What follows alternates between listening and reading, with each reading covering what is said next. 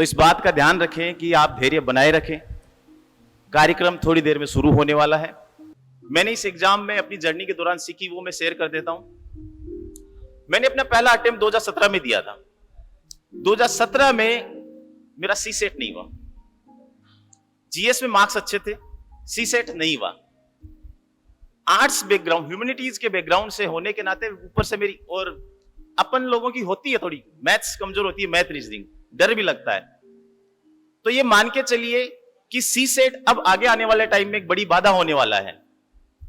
अभी एक उड़ती उड़ती खबर, चलो ठीक है, यूपीएससी के जो एस्पिरेंट्स के गलियारे, यूपीएससी कम्युनिटी उसमें चल रही है कि इस बार जो जीएस की आंसर कॉपी जो है वो लगभग 80-90 हजार चेक हुई है।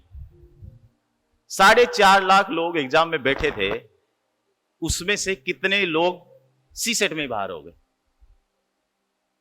तो पूरे साल आप जीएस पढ़ रहे हैं और फिर वहां जाके सी सेट में फेल हो जा रहे हैं, क्या ही मतलब निकलता उसका। तो सी सेट की तैयारी को भी आप साथ साथ करें, उसको भी एक महत्वपूर्ण पेपर के रूप में समझें, भले उसके बाद उसके नंबर नहीं जुड़ते हो, लेकिन वो इंपॉर्टेंट तो है ना कि आपकी आंसर शीट ही चेक नहीं होगी अगर जीएस की, अगर आप सी सेट में फेल हो गए तो। ऐसे भी लोग होते हैं जो मेंस में हिंदी इंग्लिश में भी फेल हो जाते हैं, अब ऊपर से बाद में इंग्लिश में भी कुछ लोग फेल, मैंने ऐसे लोग देखे हैं, ठीक है, लेकिन उसमें बहुत कम रेशियो होता है। सी सेट में फेल होने वालों की तादाद धीरे धीरे बढ़ रही है। तो सी सेट को साथ साथ एक इंपॉर्टेंट पेपर की तरह लें। यूं मानिए कि आपके लिए वो भी एक बाधा है, तो उसे पार करना है तो फिर आपको उतना उसे वेटेज देना पड़ेगा। दूसरी चीज कि ऑप्शनल जो है, जयपुर में ऑप्शनल को लेकर बहुत ही ज्यादा उदासीनता है। ये बात आप जानते हैं कि जयपुर में ऑप्शनल्स की पढ़ाई नहीं होती। जीएस तो चलो ठीक है, फिर भी कोई पढ़ा देता है या फिर जैसे तैसे, ठीक है, अवेलेबल है, जैसा भी है, अच्छा बुरा उसकी बात पर नहीं कर रहा, पर ऑप्शनल्स को लेकर जयपुर में विकल्प बहुत कम है। स्टूडेंट्स को दिल्ली जाना पड़ता है या फिर खुद के स्तर पर मेहनत करके करना पड़ता है। और आप एक गलती और करते हैं, आजकल ऑनलाइन का जो जमाना है कि ऑनलाइन हम पढ़ाई कर लें। ऑनलाइन क्या था? एक मजबूरी थी। ऑनलाइन एक मजबूरी तो ही थी।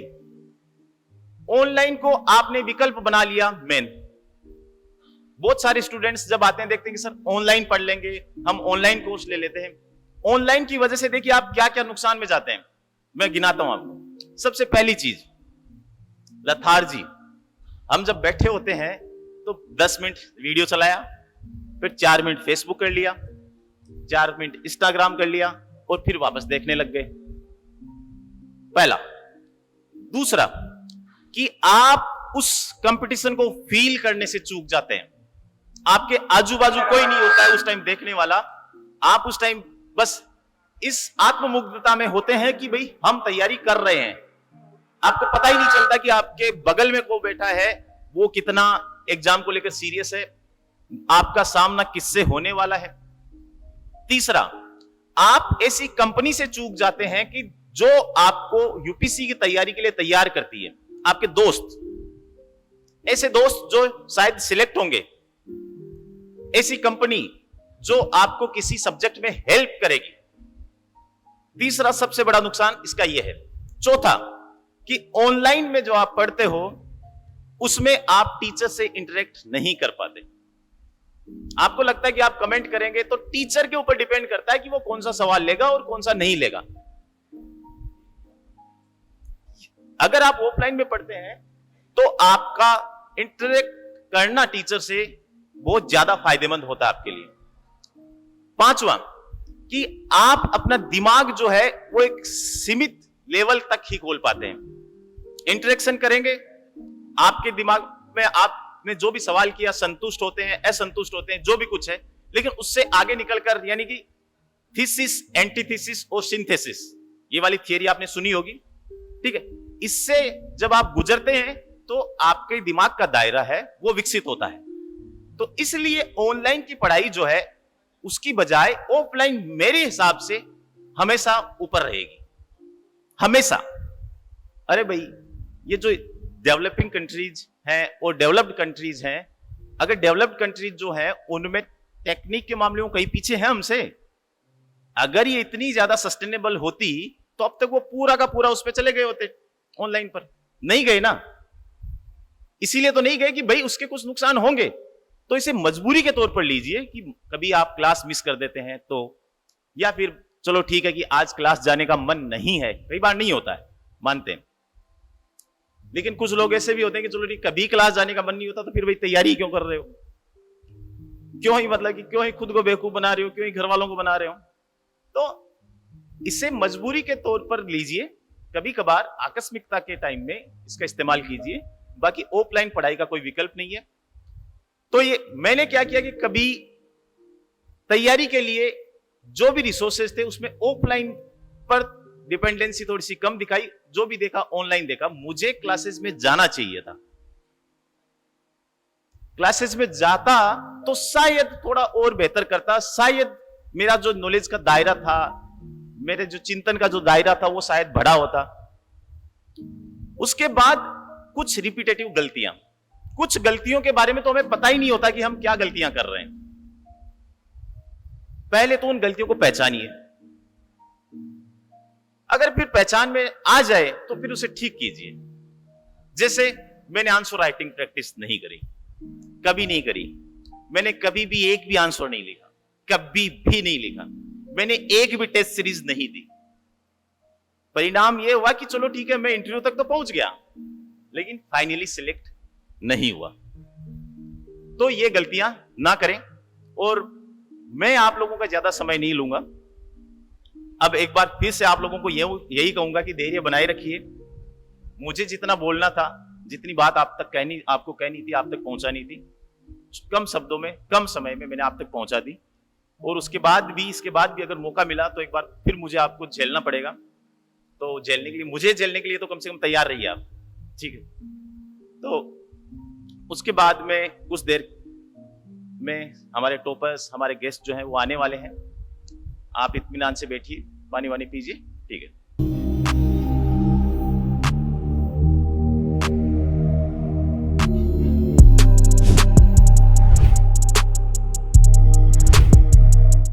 अब हम बुलाना चाहेंगे राजस्थान कैडर में नियुक्त बैच 2021 के आईएएस अधिकारी निवृत्ति सोमनाथ सर को। जैसे गौरव मुझे दादा कहता है, मैं उसको ताऊ कहता हूँ। ऐसा शुरुआत हम करते हैं। देखो, उसकी जर्नी बहुत अलग है। जैसे सर बोले कि कोई आईआईटी से आता है, कोई आईएम से आ रहा है, कोई अपने जैसे गांव के गवार भी आ रहे हैं, तो हर एक की जर्नी अलग होने वाली। देखो, ये है फर्स्ट बॉल में 6 मारने वाला, मुझे 6 अटेम्प्ट लगे आईएएस बनने में। तो मेरी सोच लो, मेरी जर्नी कंप्लीटली अलग है। तो मैं पहले ब्रीफ में बताऊंगा बैकग्राउंड, उसके बाद मेरी गलतियां, क्योंकि बिना गलतियों के मैं सीखा नहीं। तो मैं बेसिकली महाराष्ट्र का रहने वाला हूँ, नासिक जिला है मेरा। So in CSE 2016, I was in Indian Revenue Service Income Tax. Previous to that, I was in state service like RS. I was in Maharashtra State Service for a year. Before that, I was working in a private sector for 4 years. तो मेरी journey काफी लंबी रही है। Private sector हो गया, state service हो गई, सेंट्रल सर्विस हो गई, अब ऑल इंडिया सर्विस। इसके बाद यहाँ स्कोप नहीं है तो बाहर जाओ, ऐसा है। तो चौथा टाइप का जॉब है मेरा। तो पूरे सफर में मुझे लगता है कि कुछ गलतियां मैंने की। एक, खुद के नोट्स ना बनाना। इतना आलसी आदमी हूं कि नोट्स नहीं बनाए कभी मैंने। इतने अटेम्प्ट, 6 अटेम्प्ट में मेरे पास खुद के नोट्स नहीं है। तो ये तुम लोग कभी मत करना। जो मुझे लगता है कि जिसकी वजह से मुझे ज्यादा नंबर ऑफ अटेम्प्ट भी लगे और कुछ चीजें नहीं हो पाई। एक, बहुत ज्यादा कंटेंट होना भी पाप है। क्यों? एग्जाम में कितने मार्क्स में लिखना होता है? आरएस भी हो, आईएएस की 250 वर्ड। अब कंटेंट कुछ भी हो कि भाई फायदा नहीं है। रिलेवेंट कंटेंट होना बहुत जरूरी है भाई। इंक्लूसिव ग्रोथ पूछा है, सपोज एक टॉपिक है, इसकी एक डेफिनेशन होनी चाहिए, उसके डायमेंशंस पता होने चाहिए। कोई 2 रिपोर्ट है, वो जस्टिफाई करते हैं कि भाई ऑक्सफैम का रिपोर्ट बोलता है कि इंडिया में इतनी इनइक्वालिटी, या क्रेडिट सुस का रिपोर्ट बोलता है। गवर्नमेंट कुछ कर रहा है, 2 स्कीम बताओ और रिकमेंडेशन बताओ। बहुत ज्यादा कंटेंट होना नहीं है। जैसे मैंने सर से बात की, सर को मैंने कभी बताया नहीं कि सर का भी मैंने क्यूपी कोर्स, देखो क्या होता है, डायरेक्ट कोई ले ही नहीं पाता, कोई ना कोई दोस्त एक्टिव। मैं तो बाद में एक्टिव प्रिपरेशन में था नहीं इतना, तो दोस्तों से मैंने क्यूपी पढ़ा था। और उसके बाद मेरे जो घर के कजिन बिजिन है उनको मैंने वो लगवा भी दिया था। इससे बात क्या है कि कंटेंट आपको आसानी से मिल रहा है, लेना है। आपके नोट्स में उतार के रखो कि भाई एसएचजी पूछा तो 250 शब्द मेरे पास है। एक कुदुमश्री की केस स्टडी कोट कर दूंगा, एक दूसरी रूमा देवी की केस स्टडी कोट कर दूंगा, 2-4 गवर्नमेंट स्कीम बता दूंगा। समझ लो, content is power now. Content बहुत ज्यादा है, तुम लोग जिस जमाने में जी रहे हो, this world is called as information overload. So there is a famous sentence by Yuval Noah Harari, in a world plagued by information overload clarity is power. एक बुक है 21st problem for 21st century, ऐसा कुछ book है, उसमें से पहला sentence ये है। और मुझे लगता है कि कंटेंट होना चाहिए, और सर का कंटेंट बहुत क्लियर होता है। जो देखो, जिसके पास समय कम है और जिसको जल्दी एग्जाम क्रैक करना है, क्लियर एंड रिलेवेंट कंटेंट होना बहुत जरूरी, जो मेरे इनिशियल अटेम्प्ट में मेरे पास नहीं था। थर्ड चीज है, हम लोग आजकल, जैसे सर ने बोला, सीसेट बहुत टफ हो गया, आईआईटी वाले भी फेल। भाई आईआईटी वाले है कौन? इंसान है। यही से लोग सिलेक्ट होते, कोटा में जाते, पहले आईआईटी में जाते।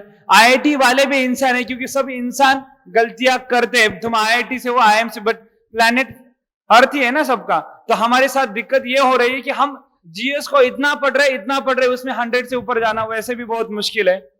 बट दिक्कत क्या हो रहा है, सीसेट को हम 10% भी वेटेज नहीं दे रहे। तो UPSC has understood the psychology of us as aspirant that we are neglecting CSAT. So as sir has rightly pointed out that we are going towards elimination process rather than selecting people, because भाई India में वैसे भी we are the most populous nation now, achievement for us, तो competition अपने आप ही बढ़ेगा, ज्यादा लोग एग्जाम देंगे, तो सिलेक्ट कैसे करे भाई? लक्ष्मीकांत के बाहर कितना पूछोगे तो किसी को आएगा नहीं। तो कटअप पहले 88 आता था, इस बार 80 आएगा, अगली बार और टफ आएगा तो 70 भी आएगा। तो एग्जाम बहुत टफ है, सीट्स कम हो रही है, अपने हाथ में है क्या? अपने हाथ में क्या है? वो दिक्कत हो रही है हमारे साथ। We are blaming external factors that कि हम ये नहीं कर पा रहे। बट इस बार भी शायद 1100 वैकेंसी थी, उसी की सबसे 15,000 लोग प्रीलिम पास होने वाले, तो 15,000 अपने में से होने वाले ना। तो हमारी गलती क्या है, हम एक्सटर्नल फैक्टर को काफी ब्लेम करने लगे। ये देखो कि हम कितना सीसेट पे फोकस कर रहे हैं। तो सीसेट को बहुत ज्यादा डर, फियर साइकोसिस बोलते हैं, उतना हो चुका है मार्केट में कि अब लोग जीएस से ज्यादा पागल सीसेट की वजह से। ऐसा कुछ भी नहीं है, ठीक है। तुम्हें 66 नंबर लाने, बट स्ट्रैटेजी उसके लिए भी बनाने पड़ेगी। भाई जीएस में तुम 100 नंबर लाने के लिए 6 महीने की तैयारी करते हो। सीसेट ने क्या प्राप्त किया? भाई we are giving straight motherly treatment to CSAT, तो we have to give equal weightage, not equal but at least 20-30% आपका प्रिपरेशन का part should be devoted to CSAT. Because आप फिर, मेरे पास एक सर, मेरे यहाँ एसडीएम एक लड़का, यही स्टेट सर्विस का, ये 111 नंबर आ रहे जीएस में, सर सीसेट नहीं हो रहा है। अब इसमें क्या करूं मैं? सिंपैथी दे दूं उसको? देनी चाहिए सिंपैथी, बट क्या फायदा है? वो उसकी प्रीलिम तो होगी नहीं मेरी सिंपैथी से। सिंपैथी और एम्पैथी किसी की लेनी ही नहीं। अब हम दुख तो देख पाएंगे आपका 2-4 साल के बाद, आप ये नहीं कर पा रहे, वो नहीं कर, बट हम आपको आईएएस और आरएएस थोड़ी बना पाएंगे। तो किसी की सिंपैथी का वेट मत करो कि भाई मुझे पता है कि सीसेट मेरा वीक है, मैं आर्ट बैकग्राउंड से, मैं कॉमर्स से हूं, मैं साइंस से, वो कोई मैटर नहीं करता है। मैं आईआईटी बॉम्बे से भी होता, सपोज सीसेट टफ आया और मैंने प्रैक्टिस नहीं की, तो फेल होना ही होना है, क्योंकि हम उस एग्जाम को जस्टिस नहीं दे रहे। एग्जाम को न्याय देना, जैसे न्याय चाहते खुद के लिए, एग्जाम का भी कुछ न्याय है। प्रियम्बल में जैसे मेंशन किया, कोई भी टाइप का जस्टिस हो, जस्टिस देना पड़ेगा। तो सीसेट कभी निग्लेक्ट करना नहीं है। फोर्थ, हम थोड़े से, अब मैं भी मोस्टली राजस्थान में, रूरल में, बाड़मेर में काम कर रहा हूं, तो आई कैन अंडरस्टैंड राजस्थान थोड़ा बहुत नहीं है, और मैं भी कोई ऐसे बहुत ज्यादा अमीर घर से नहीं था। तो हमारे यहाँ सबसे बड़ा प्रॉब्लम इंग्लिश का है ना प्रॉब्लम। अब पता नहीं इस हॉल में जब सब कॉन्वेंट वाले बच्चे हो गए तो ठीक है, बट नॉर्मल गांव के बच्चों का प्रॉब्लम है सबसे बड़ा इंग्लिश। ये एग्जाम इंग्लिश की नहीं है, ध्यान में रखो आप। एग्जाम किसकी है? Civil services examination is not about language, it is about again content. भाई तुम अर्बनाइजेशन का प्रॉब्लम हिंदी में लिखो, मराठी में लिखो या इंग्लिश में लिखो, प्रॉब्लम चेंज नहीं होने वाले। Content should be the same, and content is power. और कंटेंट के लिए भी क्या करना है आपको? हर टॉपिक के आपके पास 250 पावरफुल वर्ड होने चाहिए। उस टॉपिक, स्किल डेवलपमेंट आ गए मेरे पास 250 वर्ड रेडी, प्री फ्रेम बना के रखो। मुझे पता है लोग बोलेंगे सर बहुत एग्जाम डायनामिक है। एग्जाम नो डाउट डायनामिक है, बट कुछ कंटेंट स्टैटिक ही है। कुछ कंटेंट तो स्टैटिक, डेफिनेशन तो चेंज नहीं होती, कुछ फैक्ट्स चेंज नहीं होते, कुछ गवर्नमेंट के स्कीम कभी चेंज नहीं होंगे। तो ये फिक्स कंटेंट आप बनाओ, इसके लिए क्लास आपको हेल्प करेगा। मैं क्लास नहीं कर पाया क्योंकि मैं काफी अलग बैकग्राउंड से आया, मैंने फिर स्टेट सर्विस की तैयारी की, तो काफी हौश पौश हो चुका था। कुछ आता था, कुछ नहीं आता था। मैंने एक्चुअली सर एनसीईआरटी पढ़े 3rd अटेम्प्ट में। आप means like it should not be told, but this is my weakness. State service में आपका, जैसे गौरव ने बताया कि आरएएस का ओरिएंटेशन अलग है, यूपी आईएएस का ओरिएंटेशन अलग है, तो मैंने स्टेट सर्विस की तैयारी की, मुझे सब कुछ आता था और कुछ आता भी नहीं था। ऐसा टाइप का था कि art and culture state service में इतना फोकस नहीं करते। तो आप लोग इनिशियली बेसिक बुक पढ़ो, उसके बाद कंटेंट ऐड ऑन करते रहो। हर टॉपिक के लिए आपके पास 250 वर्ड होने चाहिए, फिर वो सोसाइटी के टॉपिक हो, हिस्ट्री हो या ज्योग्राफी हो या फिर पॉलिटी एंड गवर्नेंस हो। तो हर भाई ट्रांसपेरेंसी पूछा तो ट्रांसपेरेंसी सबको पता है, 250 लिख पाओगे? वैल्यू एडिशन करना है, ट्रांसपेरेंसी भाई डेफिनेशन लिखोगे, वर्ल्ड बैंक की लिखोगे या किसी और के लिखोगी, गवर्नेंस ई गवर्नमेंट आ गया है, सब स्कीम आ रही है, ये वो आ रहा है, बट ये लिख के रखो। जो मैंने गलती की कि मेरे पास मुझे लगता था जैसे गौरव बोला कि दादा है, कंटेंट बहुत है, आज भी बहुत कंटेंट है, बट कंटेंट का क्या मतलब है, नंबर नहीं आते क्योंकि आप फोकस्ड कंटेंट नहीं है ना आपके पास। ये चीजें मुझे रियलाइज करने में 4-5 साल लगे और मुझे लगता है आप काफी एडवांस टाइम में हो, स्मार्ट बच्चे भी हो, जैसे स्मार्टफोन स्मार्टर हो रहे, तुम भी स्मार्ट हो रहे और कंपटीशन इसीलिए बढ़ेगा। It is again a survival of the fittest battle as Charles Darwin has rightly said. तो वो यूपीएससी और आरएस एग्जाम में आपको लागू है, कंप्लीटली लागू है। आप सबके पास सेम कंटेंट, आप बोलोगे सर गली से लेके दिल्ली तक सब लक्ष्मीकांत पढ़ते, फिर कुछ ही लोग प्रीलिम क्यों पास होते हैं, कुछ ही रैंकर क्यों बनते हैं? क्या है कंटेंट इनका क्लियर। और दूसरा रिवीजन, हम लोग 10-10 बुक पढ़ने लगे। भाई एक आपको एक्सपर्ट नहीं बनना, आईएएस का काम बहुत आम आदमी का काम है, लोगों को हेल्प करना है। तो हेल्प करने के लिए आपको तो इतने बुक्स तो पढ़ने की जरूरत नहीं है, हर सब्जेक्ट के लिए एक बुक होना चाहिए। एक कोई भी क्लास के नोट ले लो, उसमें से कंटेंट ऐड करो कि भाई इस टॉपिक के लिए मेरे पास ये चाहिए। हेल्थ के इश्यूज क्या है, आप थोड़ी डेली द हिंदू में और इंडियन एक्सप्रेस में 10 आर्टिकल पढ़ोगे हेल्थ पे, फिर आपका आंसर बहुत अच्छा बनेगा। ऐसा लग रहा है आपको? बहुत ज्यादा नहीं, आधा नंबर का फर्क पड़ेगा। अब एवरेज सभी सब्जेक्ट में भी लाओगे तो रैंकर बनोगे। 4 सब्जेक्ट में टॉपर है और ऐसे में 90 आ गए, भैया क्या करोगे? तो कहीं एक्सपर्ट बनने की कोशिश मत करो। साइंस से किसी का बहुत अच्छा डोमेन होता है, फिर भाई जेनेटिक्स में जाके क्या करोगे? एक ही क्वेश्चन आने वाला है, वो भी हर बार रिपीट होने वाला है। क्रिस्पर कैस9 आता था, उसको अब जीनोम एडिटिंग बोलेंगे और कुछ बोलेगा, या एआई पे क्वेश्चन आएगा। तो बहुत ज्यादा एक्सपर्ट कोई भी टॉपिक में बनना नहीं है, और ये हमारे साथ प्रॉब्लम हो सकता है, इसलिए वो मत करो। तो पूरे जर्नी में मुझे लगता है कि नोट्स बनाना बहुत जरूरी है, और एक रिवीजन शेड्यूल बनाओ। 6 दिन पढ़ो, 7वें दिन भाई 10 चैप्टर पढ़े तो उसका एक रोड मैप बनाओ। और एग्जाम बहुत लंबी होने वाली, क्योंकि आप आजकल जो प्रीलिम का पेपर नो डाउट अनप्रेडिक्टेबल होते जा रहा है, टफ होते रहा है। तो उसके लिए सोल्यूशन क्या है? गिव अप करना सोल्यूशन सबसे आसान है ना भाई। तैयारी नहीं करेंगे, आरएस के करेंगे, बट आरएस की भी कुछ अपनी दिक्कतें हैं। जो आरएस के पढ़ रहे हो बंदा इक्वली आईएएस के लिए कैपेबल है। गौरव ने वैसे प्रूव कर दिया है, उसने एग्जाम का रिजल्ट आने तक उसने यूपीएससी की तैयारी कर ली, आईएएस भी बन गया। आप लोगों में भी काफी आरएस के इंटरव्यू देंगे, आरएस की तैयारी करें, उसके साथ ही सेम कंटेंट थोड़ा ऐड करो, यूपीएससी के दे दो। ये डर वाला माहौल है ना, थोड़ा कम करो, क्योंकि टाइम यूटिलाइज करना है भाई, जवानी वेस्ट हो जाती है। आपको अभी नहीं पता चलेगा, हमारी जा चुकी है, इसलिए बता रहा हूं कि होता क्या है, हम लोग जोश में होते, एनर्जी होती, वो वाला फेज अपन एक ही एग्जाम का वेट करते करते फिर पंचवार्षिक योजना का दिक्कत ये है। इसलिए ये 5 साल आप प्रोडक्टिवली यूटिलाइज करोगे। 3 अटेम्प्ट तो ले लोगे, गैम्बल है, it's a gamble, exam is a gamble, life is a gamble. 3 में एक तो तुक्का लगेगा ना। आपके मेला में ना जो सावन की बट्टी होती है उस पर डाल देते हैं ना अपन, कभी ना कभी आपकी रिंग फंस सकती है। तो दोनों एग्जाम को साइमल्टेनियसली आप आसानी से प्रिपेयर कर सकते हो, ये मुझे कहना है। प्रीलिम बहुत ज्यादा किसी की भी अलग नहीं है, बस यूपीएससी मेंस के लिए आपको ओरिएंटेशन चाहिए भाई। 3 से 4 महीने का प्रिपरेशन टाइम है। कोई भी जैसे क्वालिटी एनरिचमेंट प्रोग्राम है, बहुत अच्छा। मैं ऐसा नहीं, सर भी नहीं होते तो मैं खुद बताता, क्योंकि भाई स्मार्ट वर्क करने की जरूरत है ना। लोग बोलते सर स्मार्ट वर्क करना चाहिए, स्मार्ट वर्क क्या है? गधा मेहनत से तो यूपीएससी की एग्जाम अब क्लियर होगी नहीं, क्योंकि भाई बहुत 10 लाख गधे बैठेंगे, फिर क्या करोगे? इसलिए हमें बहुत स्मार्टली पढ़ाई करनी है। उसके लिए जहां जहां जरूरी कोचिंग की हेल्प लीजिए, वैल्यू एडिशन करिए। हाँ, और सबसे बड़ा प्रॉब्लम क्या है, एक अटेम्प्ट के बाद दूसरा अटेम्प्ट पहले अटेम्प्ट के चक्कर में फेल हो जाता है। मेरे 2-3 अटेम्प्ट ऐसे वेस्ट हो गए कि यार मेरे इंटरव्यू में नंबर नहीं आते थे। अब मुझे पता था कि आईएएस बनना है, तो ये नहीं हो रहा, तो मुझे कुछ कई और तो स्ट्रेंथ बनानी पड़ेगी। तो आपकी वीकनेस, आपके हर एक की वीकनेस, किसी की प्रीलिम वीकनेस हो सकती है, किसी की ज्योग्राफी वीकनेस होगा। और कोई भी सब्जेक्ट में मेंटल ब्लॉक मत रखिए कि सर मुझे हिस्ट्री पसंद नहीं है। भाई हिस्ट्री से शादी नहीं करनी हमें। हिस्ट्री के 12 क्वेश्चन आने वाले, उसमें से कम 8-9 सही हो जाए, ऐसा वाला करो। ये मेंटल ब्लॉक का चक्कर कम करो, ये बहुत जरूरी है कि मुझे ये पसंद नहीं, वो पसंद नहीं, चलता है, घर नहीं है। तो हर एग्जाम को बहुत स्ट्रेटेजिकली प्लान करो कि प्रीलिम के पहले 4 महीने प्लान करना है। आपको कोई टेस्ट सीरीज लगाना है तो लगा लो, यूपीएससी पेपर का एनालिसिस करना है वो कर लो। बट ऐसा नहीं कि हिस्ट्री बहुत टफ है, आर्ट एंड कल्चर बहुत टफ है, ऐसा कोई भी नहीं। हर सब्जेक्ट को इक्वल वेटेज देना है। यूपीएससी के साथ गैम्बल नहीं कर सकते, बहुत अनप्रेडिक्टेबल एग्जाम है। हाँ, आज की जो प्रीलिम की टफ हो रही है तो आपको रोट लर्निंग को थोड़ा इंपॉर्टेंस देना पड़ेगा।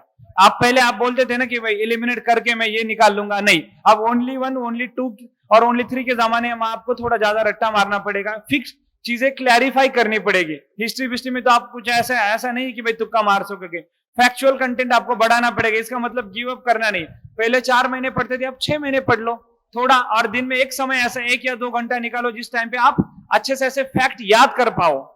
खुद का शेड्यूल खुद को बनाना है भाई, कोई भी कहां से भी आया हो, एग्जाम क्लियर करनी सबके लिए सेम एग्जाम है। इतनी इम्पार्शियलिटी और न्यूट्रलिटी एग्जाम में है कि सबके लिए सेम एग्जाम है। आप अच्छे से पढ़ के जाओगे, आप फिर अरुणाचल से हो या गडरा रोड से हो, कहीं से भी जाके आप एग्जाम क्लियर कर सकते हो, ये मेरा कहना है। ऐसा नहीं कि सर होने के बाद लोगों को लगता है ना भाई दिल्ली जाना चाहिए, भाई ज्यादा पैसा तो जाओ दिल्ली में, हम कहा मना करें, बट अब दिल्ली जाना कहीं पे सोल्यूशन नहीं है। एक तो मोस्ट ऑफ द चीजें आपको डिजिटली अवेलेबल है, आपको जयपुर में अच्छा मिल रहा है। आप देखो कि आपका इकोनॉमिक बैकग्राउंड क्या है, प्रैक्टिकल डिसीजन ले लो भाई, दिल्ली जाना ये स्टेटस सिंबल नहीं एग्जाम में। कॉस्ट ऑफ लिविंग देखो, खाना कैसा है वो देख लो, आपको सपोज वही लेवल की कोचिंग यहां मिल रही है या कुछ डिजिटल कोर्सेस मिल रही तो यहां ले लो। सर आपको तो क्यूईपी पे ऑनलाइन यहाँ पे भी मिल जाएंगे या कोचिंग में मिल जाएंगे, जैसा भी पॉसिबल है आप ये आपके हिसाब से देख लो। एक तो background, economic background, social background, कितने अटेम्प्ट देने हैं प्लान कर लो। पंचवार्षिक योजना भाई 2 साल देना है या 3 साल, खुद के मन पे दे दो, खुद को प्रूव करना है। ऐसे भाई 4 साल मेरा प्रीलिम ही नहीं हो रहा है, ऐसा नहीं कि ऐसे भी लोग हैं कि 5 साल के बाद पहली बार प्रीलिम होगा और टॉप भी आ जाएंगे, बट ऐसे एक ही होता है, 2 ही होता है। तो आपको आपके हिसाब से, प्रिपरेशन के हिसाब से, आपके वीकनेसेस के हिसाब से आपको इंट्रोस्पेक्शन करते रहना कि भाई मेरे अब आरएस नहीं हो रहा है या आईएएस नहीं हो रहा है तो मैं इस पे शिफ्ट हो जाऊंगा। ऐसा किसी से भी इतना प्यार मत करना है। एग्जाम ये बहुत खतरनाक चीज है, गया तो बहुत टाइम निकल जाएगा और हो जाएगा तो 1-2 अटेम्प्ट में निकल जाते हैं लोग। तो आपको आपकी स्ट्रैटेजी इंडिविजुअलिस्टिक बनाना है, क्योंकि जैसे बनाए गौरव ने बताया कि 10-12 टॉपर आएंगे, हर एक की अपनी अलग स्ट्रैटेजी, मेरी अलग स्ट्रैटेजी, मेरी गलतियां मुझे पता थी। सबसे पहले इंफेरिटी कॉम्प्लेक्स लेके जाते भाई, आईआईटी वाले लोग हैं, आईएम वाले लोग हैं तो अपना अपन टिक ही नहीं पाएंगे ये रेस में, ये वाला जो डर है पहले निकाल दो। वो भी इंसान है, अपने जैसे इंसान है, उन्होंने 12th के बाद अच्छा करियर चूज किया होगा या कोचिंग लगाई होगी, जो भी कुछ होगा, होशियार होंगे। वो होशियार है तो हम हार्ड वर्किंग है, कुछ ना कुछ कॉम्पेंसेट करने के लिए आपके पास होना चाहिए। तो एग्जाम सबके लिए मुझे लगता है सेम है। बाकी कुछ डाउट हो गए तो इंडिविजुअली देख ही लेंगे, खुद की स्ट्रैटेजी बनाओ। Thank you so much. Thank you so much, sir. We are genuinely grateful for your prudence. Now we invite Abhijit sir, who has cleared this exam with an All India rank 440.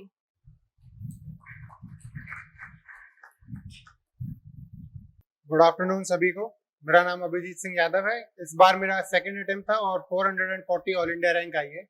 मेरे से काफ़ी ज़्यादा experience लोग और better rank वालों ने आपको strategies तो बताई दी है, पर मैं आपको अपने 2 मेंस के बीच का अंतर बताऊंगा, जो कि कहते हैं कि मेंस से आपकी रैंक डिसाइडिंग स्टेज रहती है, आप क्लियर करेंगे नहीं करेंगे मेंस से ही पता चलता है। तो सबसे पहले तो मैं थैंक्स कहूँगा पीयूष सर को, जिन्होंने जयपुर में ही कोचिंग स्टार्ट करी और मैंने जयपुर से ही तैयारी करी थी एग्जाम की, और आईआईटी की जयपुर से ही तैयारी करी थी। वैसे भी जयपुर इतना अच्छा शहर है, छोड़ने का मन नहीं करता।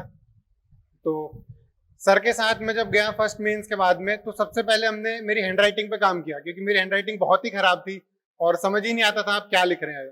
क्योंकि एग्जामिनर के पास में सिर्फ आपकी कॉपी होती है, आपने जो भी उसको बताना है अपनी आंसर कॉपी में लिखना है, वो उसी को देखेगा, ना वो आपकी शक्ल देखता है, ना वो आपका नाम जानेगा, वो आपको आपकी कॉपी से पहचानेगा। तो आप अपनी आंसर को जितना साफ सुथरा, जितना नीट बना सकते हैं उतना कोशिश कीजिए। अब सब हीरे मोती तो नहीं जड़ पाएंगे, मैं भी नहीं जड़ सकता, पर अपनी हैंडराइटिंग लेजिबल रखिए प्लीज। इसके बाद हमने जो मेन एरियाज पे फोकस रखा वो ये कि जो भी सर की तरफ से फीडबैक आया, आप जिस भी टीचर के साथ मेहनत कर रहे हो, जो भी फीडबैक आया आप उसे जरूर से जल्दी अपने आंसर्स में, अपनी प्रिपरेशन में इम्प्लीमेंट कीजिए। ये मत सोचिए कि ये काम मैं कभी बाद में करूंगा। आज जैसे कोई भी चीज मैं आंसर में कुछ गड़बड़ लिख रहा हूँ या आर्ग्यूमेंट्स कम दे रहा हूँ, डायमेंशंस कम सोच पा रहा हूँ, या कोई फैक्ट है मैं दे सकता हूँ लेकिन फिर भी सपोर्टिंग आर्ग्यूमेंट नहीं दे रहा हूँ, तो इन चीजों को जल्दी से जल्दी अपने आंसर्स में लेके आइए, जल्दी से जल्दी रिफॉर्म कीजिए अपने आप को, क्योंकि एक अटेम्प्ट मिस हो जाएगा तो आपका पूरा 1 साल खराब हो जाएगा। आप ये रिस्क नहीं ले सकते इस एग्जाम में। जल्दी से जल्दी करने का प्रयास कीजिए। जो भी सर के द्वारा आपको चीजें बताई जा रही हैं, क्वालिटी एनरिचमेंट प्रोग्राम में भी एनरोल करेंगे तो सारी चीजें आपको तुरंत अपने आंसर्स में एनरोल करनी ही करनी है। और जहाँ तक CSAT मुश्किल होता जा रहा है या प्रीलिम्स टफ होता जा रहा है, तो सर ने बताया जैसे रोट लर्निंग अपनी इंप्रूव कीजिए प्रीलिम्स में, तो पर थोड़ा ब्रेव रहिए, क्वेश्चन अटेम्प्ट करने से भी मत डरिए। कभी कभी ऐसा रहेगा कि आप 40-50 ही सवाल कर पा रहे होंगे, आप अपनी एक्यूरेसी जानते हैं कि मैं 70% सही करता हूँ, 80% सही करता हूँ। तो मैंने प्रीलिम्स में रखा था कि मेरे को 60 क्वेश्चंस करेक्ट करने हैं, फिर चाहे मेरे को 100 ही अटेम्प्ट करने पड़े, लेकिन जब तक मेरे को लग जाएगा कि हाँ मैंने 60 क्वेश्चंस ठीक से कर लिए, बाकी अगर 40 गलत भी हो गए तो भी अराउंड 95 स्कोर आ जाएगा, 95 स्कोर पे भी क्लियर हो जाएगा। तो इस तरह से आपकी कोई स्ट्रेटेजी होगी, आप अपनी स्ट्रेटेजी को बार बार टेस्ट कीजिए, मॉक टेस्ट दीजिए, मेंस में भी आंसर राइटिंग कीजिए लगातार, और मॉक इंटरव्यूज भी दे दीजिए आगे। तो एक बार आपको खुद पे आइडिया, खुद पे इतना कॉन्फिडेंस आ जाना चाहिए कि हाँ अब मैं ये स्टेज क्लियर कर सकता हूँ, फिर आप एग्जाम दीजिए। और दो मेंस के बीच में एक मेजर डिफरेंस मेरे को फील हुआ है, वो ये कि जितनी आप प्रैक्टिस करते हैं उतना ही एग्जाम के लिए आपके अंदर से डर निकलता है। फर्स्ट मेंस में मुझे बहुत डर लगता था कि यार मेरा आंसर कोई और देखेगा, क्या सोचेगा, लेकिन जब क्लियर नहीं हुआ तब लगा कि इससे बढ़िया तो आज दुखी हो रहा हूँ, उससे ज्यादा तो उसको बता देता, वो कुछ तो हंस लेता ज्यादा से ज्यादा, लेकिन मेरा एग्जाम तो क्लियर हो जाता। तो आप ना तो टेस्ट देने से डरिए, ना किसी दोस्त से बात करने के लिए, किसी सर को अपना आंसर दिखाने के लिए, क्योंकि सब ये इस एनवायरनमेंट में जितना आप पॉजिटिव रहेंगे, जितनी पॉजिटिव एनर्जी रखेंगे, उतना ही आप इम्प्रूव करेंगे। अपने टीचर से लगातार कांटेक्ट में रहिए, कभी जैसा सर बता रहे थे नेगेटिव साइकिल में जाने का, तो कभी इस एग्जाम में डिप्रेस नहीं होना, अपनी मेंटल स्टेट क्लियर रखिए, जरूर कुछ अच्छा होगा। आपका ज्यादा समय नहीं लूंगा, इसी के साथ अपनी वाणी को विराम देता हूँ। Thank you. Thank you so much sir. अब हम बुलाना चाहेंगे यक्ष चौधरी सर को।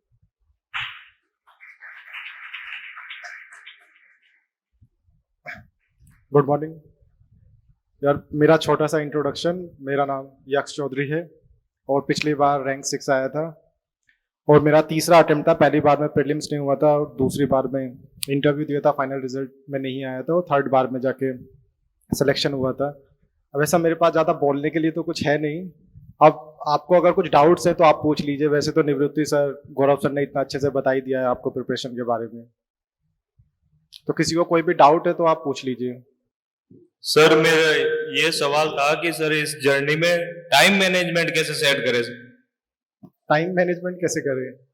तो यार सबके पास इक्वली टाइम होता है, 10-12 घंटे पढ़िए, 8-10 घंटे जितना ही पढ़ पाए उसको फोकस के साथ पढ़िए, इससे ज्यादा क्या करेंगे। मतलब कैसे टाइम मैनेजमेंट के शेड्यूल वाइज पूछ रहे हैं या? सबका शेड्यूल देखो अलग अलग होता है, मेरा शेड्यूल अलग तरीके का था, बाकी लोगों का अलग तरीके का होता है। मैं तो जैसे एक बार में एक सब्जेक्ट पढ़ता था, सुबह न्यूज़पेपर पढ़ के शाम तक एक ही सब्जेक्ट पढ़ता रहता था, जितना भी टाइम मिलता था उसमें। अब हो सकता है आपको 2 या 3 सब्जेक्ट पढ़ने पड़े, तो आपको अपने हिसाब से मैनेज करना चाहिए। के लिए आप थोड़ी आउटलाइन बता सके टाइमलाइन की, इस मंथ में इतना ये चीज कंप्लीट हो जाए तो प्लीज से पहले आपका मेंस कवर हो जाए और आंसर राइटिंग हो जाए। और ऐसे दूसरा सवाल ये था कि जैसे कि थोड़ा पढ़ लिया गया, जैसे पॉलिटी पढ़ ली है, पर उसकी आंसर राइटिंग स्टार्ट करनी है, खुद से करनी है, तो सर उसको कैसे स्टार्ट करें? आपने तैयारी की है अभी तक? यस सर, मैंने इस साल का आरएस इंटरव्यू दे रही हूँ सर, तो कुछ सब्जेक्ट्स जैसे पॉलिटिकल साइंस और हिस्ट्री मेरी कंप्लीट है पहले से। तो देखो, अगर टाइमलाइन की बात करें, अगर आपको अगला एग्जाम देना है 2024 वाला, तो आप सबसे पहले बेसिक्स बुक्स पढ़िए अपनी। आपने आरएएस की तैयारी की है तो यूपीएससी थोड़ा डिफरेंट होता है, उससे थोड़ा कंसेप्चुअल नॉलेज ज़्यादा चाहिए आपको यूपीएससी में। तो जो बेसिक बुक्स हैं आप पहले उनको कवर कीजिए सारी, जैसे बेसिक एनसीईआरटीज़ हैं या फिर लक्ष्मीकांत हैं या फिर स्पेक्ट्रम में, उस तरह की बुक्स को आप पढ़िए 3-4 महीने में, जितना भी आपको टाइम लगता है थोड़ा टाइम दीजिए उसको। उसके बाद जो स्टैंडर्ड बुक्स हैं और थोड़ा एडवांस लेवल की जो है उनको पढ़िए साथ में। उसके बाद अपना आप ऑप्शनल करिए। मैं सजेस्ट करूंगा कि पहले आप सारे जीएस को पढ़ लें, उसके बाद अपना ऑप्शनल पढ़ें। और ऑप्शनल की आंसर राइटिंग वगैरह है, जीएस की आंसर राइटिंग वगैरह आप प्रीलिम्स से पहले कर लें अगर आपके पास टाइम बचता है तो, क्योंकि प्रीलिम्स और मेंस के बीच में ज़्यादा टाइम नहीं रहता है। तो अभी आपके पास 1 साल है, उसको बढ़िया से करिए। तो जहाँ तक आंसर राइटिंग की बात है, मेरा सजेशन तो ये है कि पहले आप अपने सारे सब्जेक्ट्स को बढ़िया से कवर कीजिए, 3-4 बार रिवाइज कीजिए, उसके बाद आंसर राइटिंग शुरू कीजिए। क्योंकि अगर आपके सारे सब्जेक्ट्स कवर्ड नहीं होंगे तो आप अच्छे आंसर्स नहीं लिख पाएंगे, वो फिर आपका टाइम वेस्ट होगा उसमें। एक्चुअली सर मेरा क्वेश्चन ये था, जैसे कि अभी मैंने ऑप्शनल स्टार्ट किया है, तो सब बोलते हैं कि आप 3-4 मंथ में ऑप्शनल कर लो, 1-2 सब्जेक्ट आप जीएस के कंप्लीट कर लो, फिर आप जीएस 2 लेके दिसंबर तक की थोड़ी बहुत आउटलाइन बताते हैं। उस तरह से अगर आप थोड़ी आउटलाइन बता पाएंगे, आप फरवरी से पहले तक मेंस को कैसे कवर कर सकते हैं? यार ऐसे तो क्या ही टाइमलाइन बताएं आपको, जितना टाइम आपके पास पढ़िए उसमें जितना कवर हो पाए। आपका कौन सा ऑप्शनल है आपका? हिंदी लिटरेचर। हिंदी? तो जितना भी टाइम आपको लगे उसको कवर कीजिए। अब प्रीलिम से पहले पहले सारा ही कवर करना है आपको, किसी भी चीज़ को कभी भी पढ़ लीजिए। पढ़ना तो आपको सब कुछ ही है, जितना Thank you, महीना भी लगे आप अपने हिसाब से शेड्यूल बना के करिए। नमस्ते सर। सर मैं भी IIT दिल्ली में पढ़ रहा हूँ सर, मैं कैसे तैयारी करूँ 3rd ईयर से? कौन से ईयर में हो भी? सर थर्ड ईयर चल रहा है अभी। कैसे तैयारी शुरू करें? कितना टाइम होता है आपके पास दिन भर? सर मैं भी तो मेरी इंटर्नशिप लगी है माइक्रोसॉफ्ट में। बहुत बढ़िया है। सर मतलब मुझे पसंद नहीं है सर, पर तो मैं क्या बताऊं कि आपको क्या पढ़ना चाहिए इस स्टेज पे? मैं मतलब तैयारी कैसे करूँ, मतलब कॉलेज के साथ साथ? वही पूछ रहा हूँ, कितना टाइम होता है आपके पास पढ़ने के लिए दिन भर में? सर 4-5 से घंटे मिलते हैं। तो सही है, आप न्यूज़पेपर पढ़ना स्टार्ट कीजिए सबसे पहले, और न्यूज़पेपर को बहुत ज़्यादा टाइम दीजिए ताकि आपको जो चल रहा है चीज़ें उसके बारे में नॉलेज होना शुरू हो जाए। उसके बाद अपनी बेसिक्स बुक्स पढ़िए, 2 घंटा न्यूज़पेपर में आपको लगेगा, 3 घंटा जो बचेगा उसमें बुक्स पढ़िए। सर NCERT पढ़नी चाहिए फिर? या कुछ सेलेक्टेड NCERTs पढ़नी चाहिए, जैसे sir. मैक्रो इकोनॉमिक्स होता है इकोनॉमिक्स की, और ज्योग्राफी की NCERTs हैं, या फिर एक इकोनॉमिक्स की आती है इकोनॉमिक्स डेवलपमेंट ऐसा कुछ करके, Yes, sir. एक पॉलिटी की आती है पॉलिटिकल थ्योरी। कुछ कुछ जो NCERT सेलेक्टेड NCERTs पढ़नी ज़्यादा, मुझे लगता है कि बहुत ज़्यादा सारी की 6 to 12 पढ़ रहे हैं उससे मुझे लगता है बेनिफिट नहीं होता है बहुत ज़्यादा। Thank जो you, sir. सेलेक्टेड NCERTs है वो पढ़ने से आपको बेनिफिट होगा। Thank you, sir. यार ये जो डाउट वाला सेशन है ना उसको लास्ट में रख सकते हैं। सो आप किसी भी टॉपर से क्वेश्चन पूछना चाहेंगे, एक माइक आपके पास होगा, एक स्टेज पे होगा, तो आप पूछ लीजिएगा, ये सेलेक्टेड बच्चे उसका रिप्लाई दे देंगे। अब मैं अनुरोध करती हूँ IAS हब के फाउंडर MK यादव सर से, सर आप आइए और बेसब्री से इंतजार कर रहे सभी लोगों का संबोधित कीजिए।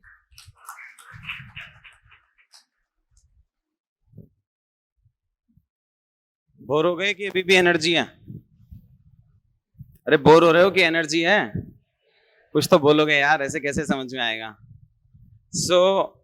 जो टीचर का रोल होता है, अच्छा किसने सोच लिया है कि यूपीएससी की परीक्षा देनी है कि RAS की परीक्षा देनी है? कि अपन देना ही देना है? कुछ तो अपन ऐसे ही आ रहे होंगे ना घूमने फिरने के लिए, बढ़िया फ्रूटी व्रूटी भी पिला रहे हैं, सही, ऐसा यहाँ चलता है। और किसने अभी नहीं सोचा है कि अभी परीक्षा फिक्स नहीं है? ये स्टेजेस का पता है कितने स्टेज होते हैं यूपीएससी की परीक्षा में? एक प्रीलिम्स होता है, एक मेंस होता है, एक इंटरव्यू होता है, ये सब स्टेजेस पता है? वो कवर वो स्किप कर देते हैं। अच्छा नेक्स्ट, ये ECG की रिपोर्ट देखी है कभी किसी ने? ECG की रिपोर्ट किसी की तो देखी होगी, खुद की नहीं देखी तो। वो ऊपर नीचे जो आता है वो अच्छा होता है कि स्ट्रेट लाइन अच्छा होता है? स्ट्रेट लाइन नहीं, फिनिश। तो जो प्रिपरेशन की जर्नी है ना बेटा, वो भी ऐसी होती है। किसी किसी दिन तुम्हें लगेगा बहुत बढ़िया कर रहे हैं, लक्ष्मीकांत को 15 दिन दिए थे, 13 दिन में फिनिश हो गया, ऑन ट्रैक। फिर DD बसु को कुछ और टाइम दिया होगा, वो फिनिश हो गया। किसी और बुक को टाइम दिया था 10 दिन, 15 दिन हो गए हैं। सो प्रिपरेशन में ये फेज पक्का आएगा। यहाँ जितने बच्चे, कुछ बच्चे सक्सेस के बाद बैठे हुए हैं यहाँ पे, जो स्ट्रगल होता है ना वो हर बच्चे का रहता है। आप प्रिपरेशन से पहले 99.9% बच्चे को लगता है इस बार तो नहीं होगा। गौरव जैसे बता रहे थे, सो हम इंटरव्यू 1-to-1 ले रहे थे, प्रिपरेशन तो इन्होंने यहीं से की थी कोविड की वजह से। सो इंटरव्यू का 1-to-1 था। अब यूजुअली एक बच्चा जो इंटरव्यू की प्रिपरेशन कर रहा है वो जाते समय क्या बोलेगा?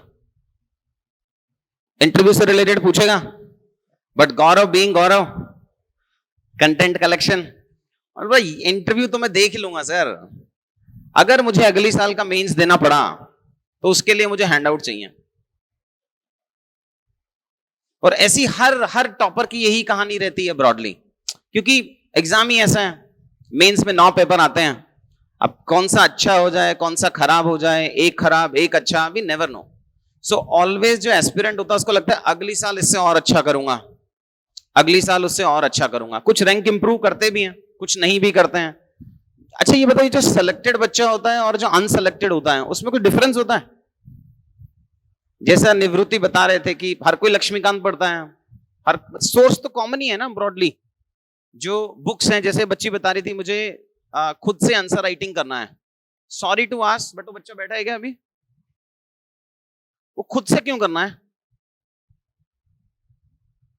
When you said कि मुझे खुद से आंसर राइटिंग करना है, तो मैं ये समझना चाह रहा हूं खुद से क्यों करना है।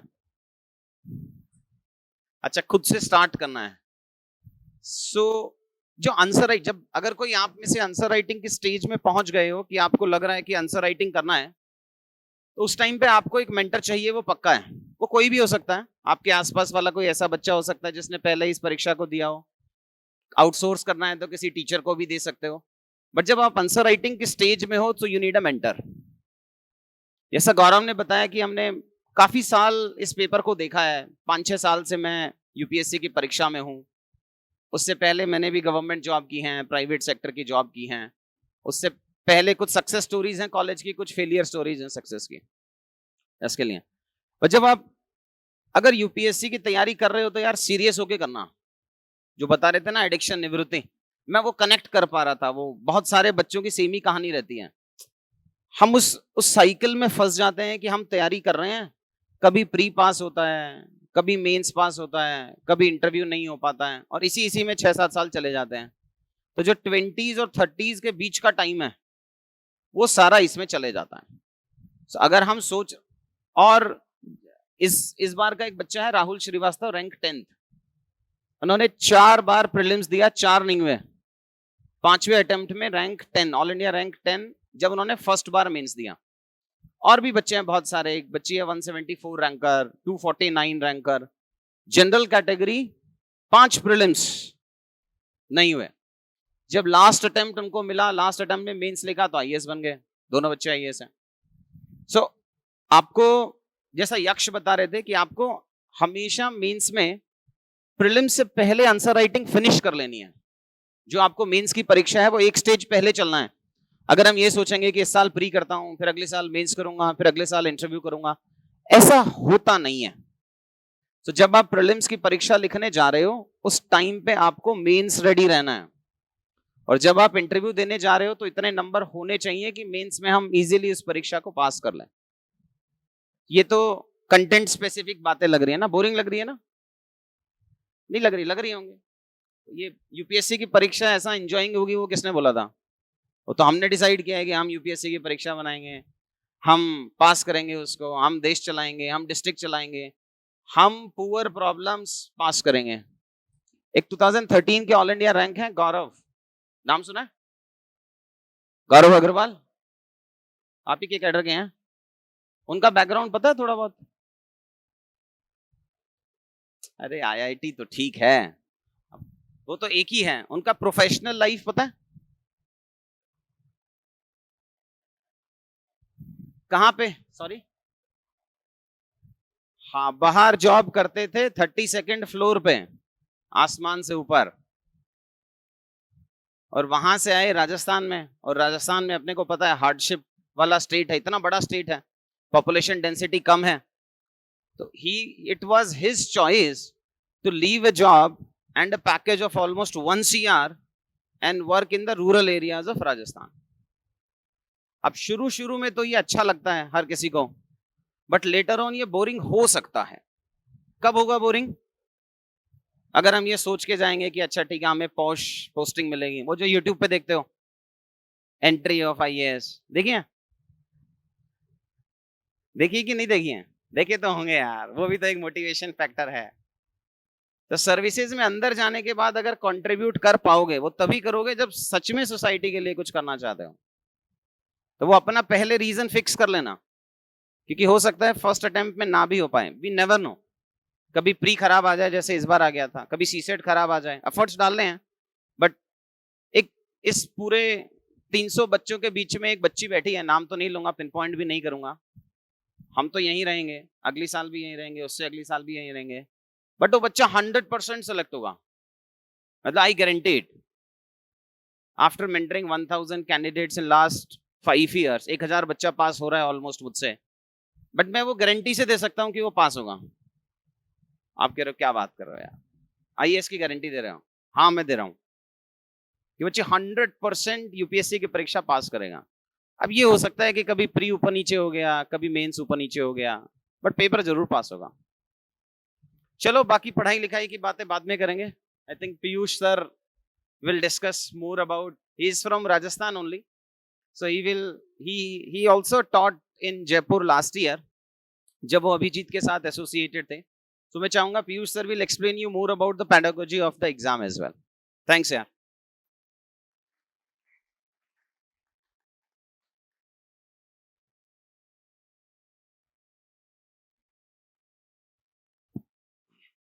नमस्कार साथियों, एम आई ऑडिबल? आवाज आ रही है मेरी? अभी सर ने कहा कि सर को पता चल जाता है कि कुछ बच्चों का होगा, उनका आंसर कॉपी देखते हैं, उनका हाव भाव देखते हैं तो कुछ पता चल जाता है कि इस बच्चे का होगा, कितना रैंक तक जाएगा, कुछ आइडिया लगता है। I am very sure sir को सपने तो नहीं आते हैं ऐसे टॉपर्स वाले, बट कुछ ट्रेट वो बच्चे में जरूर देखते होंगे। ट्रेट का मतलब क्या होता है? आपके व्यक्तित्व में कुछ विशेषताएं होती हैं जो उस मेंटर को बताती हैं, इतना अनुभव लेके जो बैठा हुआ है, यार इस बच्चे का तो होगा। तो अगर आपको उस टॉपर की लीग में जाना है तो ये अवश्यंभावी है कि नहीं कि वो जो विशेषताएं हैं, जो कैरेक्टरिस्टिक ट्रेट हैं, वो हमारे अंदर भी आए? यस और नो? अरे हाँ कि ना? अभी देखो ना, एक शेर पढ़ रहा था मैं थोड़े दिन पहले, तेरी आंखों से लगता है तुझे मोहब्बत है मुझसे, तेरी आंखों से लगता है तुझे मोहब्बत है मुझसे, पर दिल की तसल्ली के लिए इजहार भी हो जाए। तो मेरे लिए भी इजहार जरूरी है, अगर आपको समझ में आ रहा है तो, है ना? You please participate. तो वो ट्रेट क्या है दोस्तों? वो ट्रेट, सबसे पहला ट्रेट होता है जो मुझे लगता है, चाहे मल्टीपल अटेम्प्ट्स में कोई सिलेक्ट हुआ है, चाहे पहले अटेम्प्ट में कोई सिलेक्ट हुआ है, सबसे important trait aspirant to officer बनने का है अपनी गलतियों पे काम करना। एरिस्टोटल कहते हैं, an unexamined life is not worth living. अगर हमने अपनी प्रिपरेशन को एग्जामिन नहीं किया, हमने ये नहीं देखा कि हम कौन सी गलती कर रहे हैं या नहीं कर रहे हैं, हम सक्सेसफुल नहीं हो सकते। तो पहला इंपॉर्टेंट ट्रेट है, जो भी आपके मेंटर आपको बताएं, आपके मेंटर आपके बड़े भाई हो सकते हैं, सेलेक्टेड कैंडिडेट्स हो सकते हैं, कोई भी हो सकता है, तो जो वो आपको टिप्स दें, जो वो आपको तरीका बताएं, वही इंप्लीमेंट करना ही आपका सिलेक्शन कराएगा, और कोई जड़ी बूटी नहीं है इस एग्जामिनेशन की। आ रही बात समझ में आपको? तो पहली बात तो हमको इस बात को ध्यान रखना है। दूसरी बात यह है कंसिस्टेंसी। मेंस के पेपर में 20 क्वेश्चन आते हैं मोटा मोटा, और मेरा ये मानना है कि अगर कोई भी सीरियस एस्पिरेंट है तो उसके 20 में से 4 से 5 क्वेश्चन तो अच्छे होते ही हैं। अरे 1 साल तैयारी कर रहे हो तो 5 टॉपिक तो लड़ेंगे ना आपके पेपर में। तो 5 टॉपिक तो हम ऐसे लिखते हैं कि जैसे टॉप 20 में रैंक हमारी आ रही है, पर उसके बाद मन की बात शुरू हो जाती है। हमारे देश में मन की बात केवल एक आदमी की सुनी जाती है। यस, आपकी मन की बात कोई सुनने नहीं बैठा है। तो ये इंपॉर्टेंट है कि 20 में से 5 क्वेश्चन अच्छे नहीं हो, कम से कम 12 से 15 क्वेश्चन अच्छे हो। All I am saying is, जब भी आप तैयारी करें तो आपकी तैयारी एपिसोडिक तरीके से अच्छी नहीं होनी चाहिए। जो सर जो ईसीजी बता रहे थे, वो ऐसा नहीं होना चाहिए कि एक दिन पीक आया फिर बहुत दिनों तक हम नीचे ही हैं। ऐसा नहीं होना चाहिए।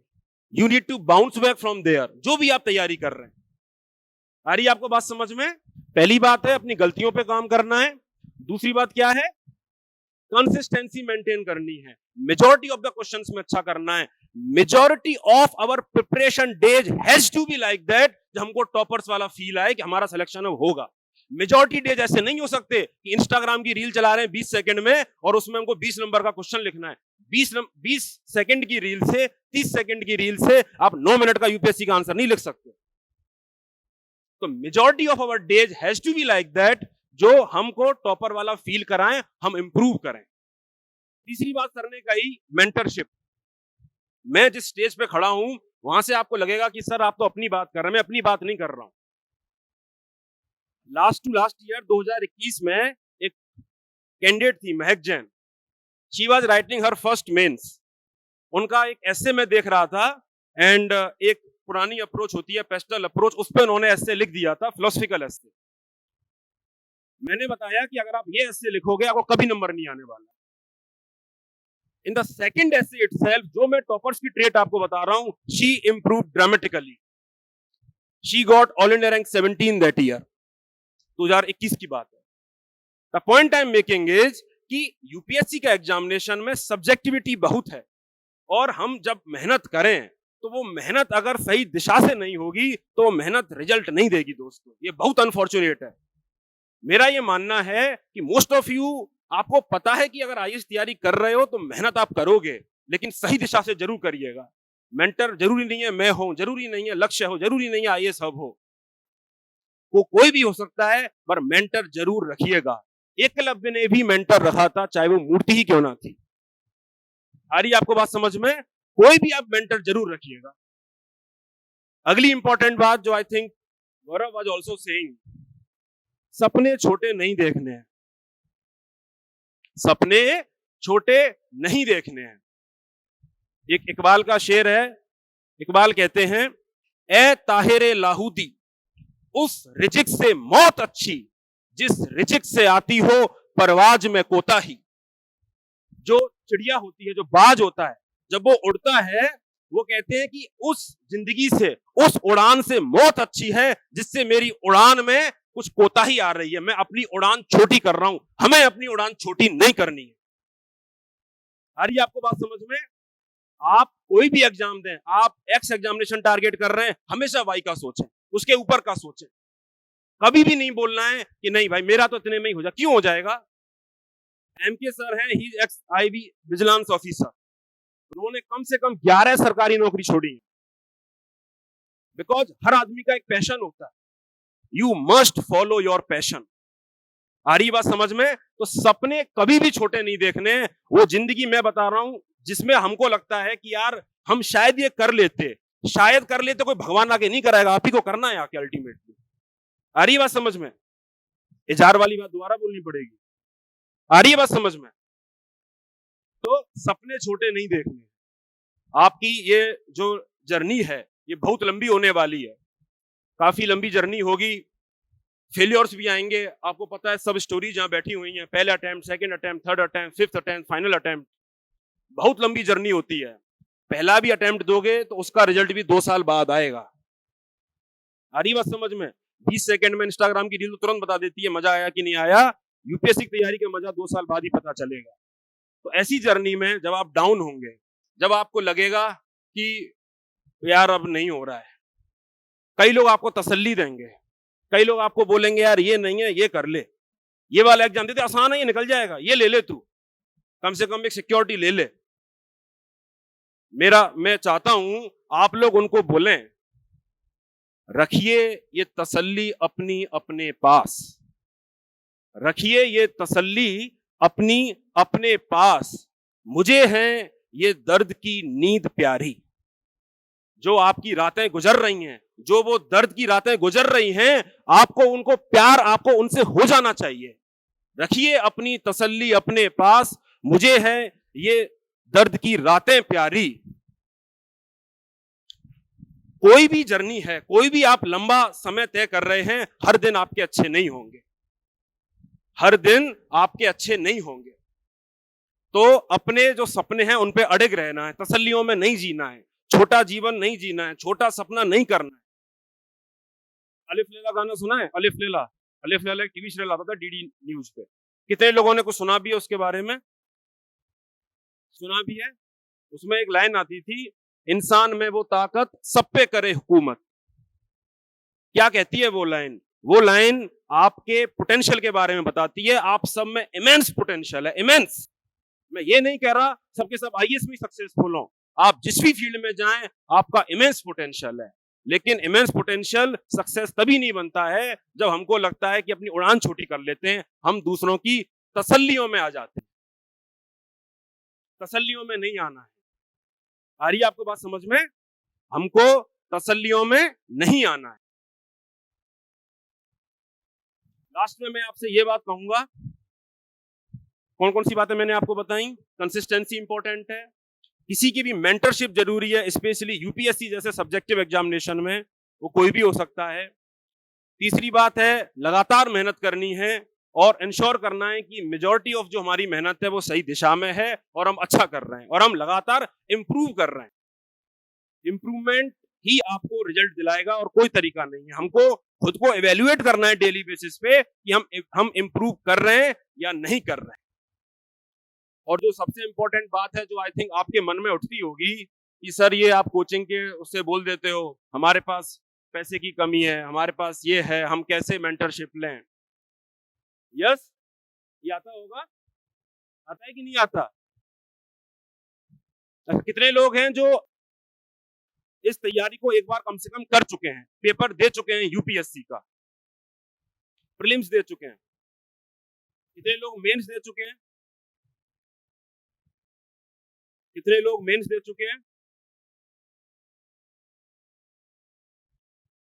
आपको प्रीलिम्स से मेंस और इंटरव्यू का सफर तय करना है और कंसिस्टेंट इंप्रूवमेंट करते हुए ही करना है। आ रही है बात समझ में? इकबाल का एक शेर है और उन्हीं लाइनों के साथ मैं अपनी बातें खत्म करूंगा, और वो शेर आप ही की मनस्थिति पर है, उन्हीं लोगों के लिए है जो ये मानते हैं। आपको पता है ना, ये टॉपर्स होते हैं, ये जब रिजल्ट से पहले एक आप ही के जैसे होते हैं, एकदम आप ही के जैसे, कोई अंतर नहीं। एक दिन आता है और इनके सुबह और शाम चेंज हो जाते हैं, इनके दिन चेंज हो जाते हैं, इनकी रातें चेंज हो जाती हैं। आप पूछिएगा इनसे, जब आपका एफएक्यू का सेशन का मौका मिलेगा, आप इनसे पूछिएगा। आ रही है बात समझ में? तो इकबाल का एक शेर है, दया रे इश्क में अपना मुकाम पैदा कर।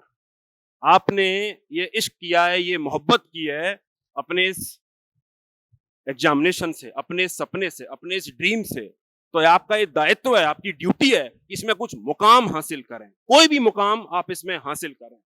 दया रे इश्क में अपना मुकाम हासिल कर, नया जमाना नए सुबह शाम हासिल कर। आपका जमाना, आपकी सुबह शाम चेंज हो जाएंगे। दया रे इश्क में अपना मुकाम हासिल कर, नया जमाना नए सुबह शाम हासिल कर। मेरा तरीका अमीरी नहीं फकीरी है, मेरा तरीका अमीरी नहीं फकीरी है। खुदी ना बेच, गरीबी में नाम पैदा कर। दोस्तों, आपका नाम आप ही बनाओगे, कोई और नाम नहीं बनाने वाला है आपका। आप ही की मेहनत, आप ही की कंसिस्टेंसी, आप ही की अपने सपने के प्रति जो समर्पण है, वही आपका नाम बनाएगी। और I am very sure, sir से मेरा रिक्वेस्ट है कि जो स्कॉलरशिप सर जो मेधावी बच्चों को देते हैं, वो हमें इस जयपुर की धरती पे भी देना है। मेरा यहाँ पे एक्सपीरियंस है कि यहाँ से भी जो गुदड़ी के लाल हैं, वो निश्चित निकलेंगे और ये ट्रेंड अगले साल चेंज होगा। मैं रिक्वेस्ट कर रहा हूं सर से, लक्ष्य फाउंडेशन से, कि हम वो मेधावी बच्चों को आगे लेके आए। And I am very sure sir, आप इसको देखिएगा प्लीज। इन्हीं बातों के संग मैं अपनी बातें खत्म करूंगा। और यहां से जब आप निकलें, आप में से 30 से 40% बच्चों के सपने उस दरवाजों तक खत्म हो जाएंगे, क्योंकि आपके अंदर मोटिवेशन खत्म हो जाएगा। मोटिवेशन से बात नहीं बनती, अनुशासन से बात बनती है। हम अभी आपको एक फॉर्म देंगे। मेरा ये जानना है कि आप जो इतना मेहनत में, इतनी धूप में ये सेमिनार में आए हो, कितने लोग वास्तव में अपने सपने के प्रति प्यार करते हो। वो फॉर्म हमको भरना है, रजिस्ट्रेशन कराना है और ये बताना है कि इस धरती पे, यहाँ पे हम कितनी मेहनत हमारे संग करने वाले हैं और आप किस जुनून के संग हमारे संग काम करने वाले हैं। आप काम करने वाले हैं, हम तो करेंगे ही। आ रही है आपको बात समझ में? मैं देखूंगा, प्रूव मी रॉन्ग। 30 से 40% बच्चे, मैं सर को कह रहा था कि सर सेमिनार के बाहर 50%, 40% बच्चों का मोटिवेशन खत्म हो जाता है। Prove me wrong and fill that form and let us know कि हम बहुत सही जगह खड़े हैं, हम उन लोगों के बीच में खड़े हैं जिनके संग हम मेहनत करेंगे तो ये ट्रेंड अगले साल चेंज होगा। Thank you so much. Thank you, sir. Moving on, we now open the floor for question and answers. आप सभी से रिक्वेस्ट है कि एक एक करके आप जिनसे भी सवाल पूछना चाहें, आप अपना सवाल पूछें। और अगर किसी स्पेसिफिक टॉपर से या सर से आप अपना सवाल पूछना चाहें तो आप वो भी मेंशन कर दें। मेरा सवाल गौरव सर से है। सर, मेरा नाम पीयूष है सर, सीकर्स का रहने वाला हूँ मैं। सर, मैं प्री के 5 अटेम्प्ट दे चुका हूँ अभी। अब इस बार वाला 5th अटेम्प्ट था मेरा। 1 मेंस दिया है सर मैंने और इंटरव्यू तक पहुंचा नहीं हूँ। तो सर सवाल ये है कि अब जैसे पढ़ते हैं सर, नेगेटिविटी बहुत आती है पढ़ते हैं, तो अब उससे कोप अप शायद मैं नहीं कर पाता हूँ कभी। मुझे ऐसा लगता है मैं नहीं कर पा रहा अभी एट प्रेजेंट। आपको 5 अटेम्प्ट तक कोई गाइडेंस कौन कर रहा था? मेरा सेल्फ प्रिपरेशन ही था, कुछ ऑनलाइन जैसे मतलब टेस्ट सीरीज वगैरह वो सब चीजें ऑनलाइन थी। बाकी वैसे प्रॉपर कोचिंग में मैं इनरोल्ड नहीं था। तो जैसे कि अपन पहले डिस्कस कर रहे थे, देखो ऑनलाइन तैयारी तो हो सकती है, लेकिन ऑनलाइन इंटरेक्शन होता नहीं है यार। मतलब ये चीज कोरोना के टाइम पे जब हम घर पे पढ़ रहे थे ना, तो ये स्पेसिफिकली फील हो रहा था कि यार जब डाउट आ रहा है ना, वो तो क्लियर हो ही नहीं रहा। मतलब आप यदि एक ऑनलाइन क्लास देख रहे हो तो जस्ट लाइक एक बुक है, वो बस बोल रही है अपने आप को, उससे ज्यादा का मतलब डाउट क्लियर क्लास के बीच में नहीं आया। और एक है ना मतलब शायद कहीं ना कहीं आपने 5 अटेम्प्ट दिए हैं, तो देखो एक पॉजिटिविटी तो ये ले सकते हो कि 5 अटेम्प्ट में आपने लगभग सारी गलतियां कर ली होंगी। यदि आप एनालिसिस करोगे कि यार लगभग गलतियां तो आपने कर ली होंगी। और जैसे अभी आकृति शेट्टी का सिलेक्शन हुआ इस साल, तो उसका 5 प्रीलिम्स पास नहीं हुए थे, छठे में सीधा ही मतलब सिलेक्शन हुआ। तो ये कुछ पॉजिटिविटी ले सकते हो, जैसे मतलब सर ने बताया रैंक 10 का भी बताया 4 प्रीलिम्स के बाद। लेकिन आप ना मतलब सबसे पहले तो 2-3 चीजें आप करो, खुद से बैठ के आप पहले तो लिखो कि आपके साथ साथ कौन कौन सी आपने मतलब की गलतियां की हैं अपने हिसाब से। फिर एक दिन मतलब आप किसी मेंटर के साथ, किसी गाइडर के साथ बैठो, फिर उनको बताओ कि मैंने मेरी स्ट्रेटेजी इस तरीके से अपनाई, फिर वो आपकी गलतियां बताएंगे, तो 2 गलतियों के सेट हो जाएंगे। फिर उन गलतियों को ट्रेंड के साथ मिला के देखो। यार देखो जरूरी नहीं है कि यूपीएससी आरएएस ही सब कुछ हो, मतलब हो सकता है कि आप और किसी फील्ड में बहुत अच्छा करने वाले हो, लेकिन अभी जब आपको लग रहा है यार 5 अटेम्प्ट तक कुछ तो सिग्निफिकेंट गलती हो रही है, मतलब वरना 5 अटेम्प्ट में मतलब आदमी कुछ तो मतलब कि आपको लग रहा होगा कभी आपके नंबर अप गए फिर कभी डाउन आए, ऐसा भी नहीं है कंसिस्टेंटली बढ़ रहे हो। इसका मतलब कुछ ना स्ट्रेटेजिकल मिस्टेक है, उस गलतियों को आप देखो, फिर मेंटर के पास बैठ के अपनी गलतियां लिखो। तीसरी जो स्टेज है ना, मतलब जो आजकल का ट्रेंड कैसा है, यदि आपको लग रहा है चेंजिंग ट्रेंड के हिसाब से आप अपने आप को बदल सकते हो, तो मतलब ये आपको करना चाहिए। अदरवाइज आरएस एग्जाम लंबा टाइम लेता है लेकिन ज्यादा सेफ ऑप्शन है। मतलब आप देखोगे 2 मार्कर 5। अब आरएस की पिछली मतलब कुछ महीनों से आरएस भी कर रहा हूँ अभी। हाँ, तो अब साथ में आप सेकंड ऑप्शन को भी लेके चले, क्योंकि आरएस के एग्जाम में ऑब्जेक्टिव क्वेश्चन बहुत आते हैं। जैसे कि 5 नंबर के अंदर क्वेश्चन आया कि पब्लिक एडमिनिस्ट्रेशन की जो नई 4 विचारधाराएं कौन सी है, तो वो जब फिक्स ही पूछ रहा है 4 विचारधाराएं कौन सी है, तो आप 1 2 3 4 लिखोगे। 10 मार्कर में आता है कि वो फ्योल के वो 12 प्रिंसिपल बताओ, यदि आपने 12 लिख दिए तो नंबर आएंगे। तो यूपीएससी में थोड़ा सा मतलब ये आता है कि फ्योल के प्रिंसिपल का प्रेजेंट टाइम में क्या रेलिवेंस है। हो सकता है कि आपको फ्योल को प्रिंसिपल आपको पता हो लेकिन प्रेजेंट टाइम की रेलिवेंस आप ना बता पाओ, तो यूपीएससी एक स्टेज थोड़ा सा आगे है। हो सकता है कि वो एक स्टेज जंप करने में आपको प्रॉब्लम आ रही हो, तो आरएस को भी आप ना एक मतलब ऑप्शन कंसीडर करके जरूर चलें। Thank you sir. मेरा डाउट भी गौरव सर से है सर। हाँ भाई। मैं सर आरएस एस्पिरेंट हूँ सर फिलहाल, और 1 साल पहले तैयारी करने जयपुर आया था सर। तो सर जब से एक ही चीज सुनता रहा हूँ सर कि आरएस की वैकेंसी आ रही है, आरएस की वैकेंसी आ रही है, आरएस की वैकेंसी आ रही है। और सर 1 साल लंबा टाइम हो गया, कुछ सूझ नहीं रहा सर क्या हो रहा है। बट वही डाउट पूछना चाहता हूँ कि सर अभी तक इस तैयारी को जारी कैसे रखूँ और इस टाइम पे अपने आप को मोटिवेट कैसे रखूँ सर। बिल्कुल यार, ये एकदम सही बात है। जैसे तुम लोग पूछते आ रहे हो ना आरएस की वैकेंसी कब आ रही है, तो मेरी वाइफ का भी आरएस का इंटरव्यू है, तो वो भी पूछती रहती है कि आरएस का इंटरव्यू कब हो रहा है। तो ये तो चीज मतलब आरएस आरपीएससी को खुद को ही नहीं पता कि कब होने वाला है। लेकिन एक चीज है कि जब आपने इस ड्रीम को इतना टाइम दे दिया, इतनी एनर्जी दे दी, वैकेंसी तो आएगी। मतलब उनको प्रशासनिक जो पोस्ट है फिल तो करनी है, वैकेंसी तो शोर शॉर्ट आएंगे। हो सकता है 2 महीने 3 महीने लेट आ जाए, तो वो मोटिवेशन। एक जो आपने चीज पूछी ना कि यार ये एक ऐसा खेल हो रखा है जिसमें आपको गोल पोस्ट का पता ही नहीं है कि कहाँ पे आके मेरे को किक मारना है। आप लगातार दौड़ते जाओ, गोल पोस्ट का लास्ट तक पता ही नहीं है। तो आरएस की प्रिपरेशन ऐसी ही है, तो इसको आपको मान के चलना पड़ेगा। इसलिए मैं बोल रहा हूं जो लोग आगे बढ़ सकते हैं, जिन लोगों को लगता है कि वो आईएएस की प्रिपरेशन कर सकते हैं और उनमें पोटेंशियल है, वो 1-2 साल तैयारी कर लेंगे, तो उनको साथ साथ में आईएएस की तैयारी करनी चाहिए। क्योंकि उससे आपकी एक जो तैयारी की कंटिन्यूटी बढ़िया बनी रहती है। मतलब आप सोचो, आपने लास्ट टाइम है ना, मतलब आरएस की आप तैयारी कर रहे हो, 1 साल से कर रहे हो, लास्ट टाइम पब्लिक एडमिनिस्ट्रेशन कब रिवाइज किया था, कब बिहेवियर रिवाइज किया था? Behaviour sir last month sir. तो 1 महीने से मतलब वो हो गया। ऐसे बहुत सारे सब्जेक्ट होंगे जो 2-3 महीनों से ना मतलब कि रिवाइज भी नहीं हो पाए होंगे, और आप ना धीरे धीरे तैयारी से डिस्कनेक्ट हो जाते हो। तो मतलब इसमें या तो आप ऐसा सोच सकते हो कि नहीं एक ऊपर वाली स्टेज में जाके तैयारी करूं, या फिर एक नीचे वाली स्टेज में आप तैयारी कर सकते हो।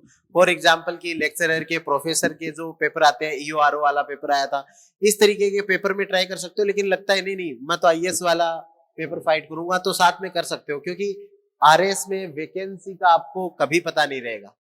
मतलब मैं 2016 से तो लगातार इस एग्जाम को फॉलो कर रहा हूँ, कभी भी पता नहीं होता। और सेकंड चीज है, आजकल जैसे लास्ट टाइम 2021 का पेपर हुआ था, 3 महीने पहले ही नोटिफिकेशन आया, 3 महीने के अंदर प्रीलिम्स करवा दिया, 3 महीनों के अंदर इन्होंने मेंस करवा दिया। तो जब स्पीड भी पकड़ेगी ना आरपीएससी तो बहुत तेज, मतलब यदि नोटिफिकेशन अगले मंथ आ गया ना तो मतलब इलेक्शन से पहले पहले है ना मतलब प्रीलिम्स भी हो जाएगा। मतलब वो ये है, तो आपको तैयारी अपनी पूरी करके रखनी है, तो ये चीज एक जरूर ध्यान रखिएगा। सर एक डाउट और है सर। हाँ जी सर एक दो एक्सपेरिमेंट और पूछ सके सर टाइम मैनेजमेंट के बारे में। हाँ सर वही पूछना चाहता हूँ सर, 24 घंटे सबके पास भी है और तो उस 24 घंटे को कैसे यूटिलाइज करें कि आप इस कुर्सियों से लेके सोफे तक जा पहुंच पाए सर। बिल्कुल, ये मतलब कि इसी तरीके से मतलब टाइम देखो यूटिलाइज ना, मतलब आप ना 8-9 घंटे पढ़ रहे हो ना तो वो सफिशियंट है, किसी भी एग्जाम के लिए सफिशियंट है। बस उस 8-9 घंटे का इफेक्टिवली यूज कैसे करना है, वो जैसे मैंने पहले भी एक बार बताया था कि आप ना 50% टाइम, जैसे यदि आप 8 घंटे पढ़ रहे हो तो आपको 4 घंटे नई चीजें पढ़ना है। मतलब नई चीजें यदि आप नहीं पढ़ोगे ना तो आपके दिमाग की जो फर्टिलिटी है ना वो धीरे धीरे ना खत्म हो जाएगी। जैसे यदि कोई, मैं तो मतलब किसान फैमिली से बिलोंग करता हूँ, आप सब लोग भी मोस्टली किसान फैमिली से आते होंगे, तो यदि सेम फसल एक ही एक फसल उगाते रहते हो ना तो मतलब लैंड खराब हो जाता है। तो सेम है ना, मतलब ये है कि आप डेली सेम सेम पढ़ते रहोगे ना तो कुछ नहीं, तो 50% टाइम आपको नया पढ़ने में देना चाहिए। फिर जो आगे का जो 50% टाइम बचा है ना उसको जैसे 20% टाइम आपको हमेशा उस कंटेंट को सिंप्लीफाई करना है।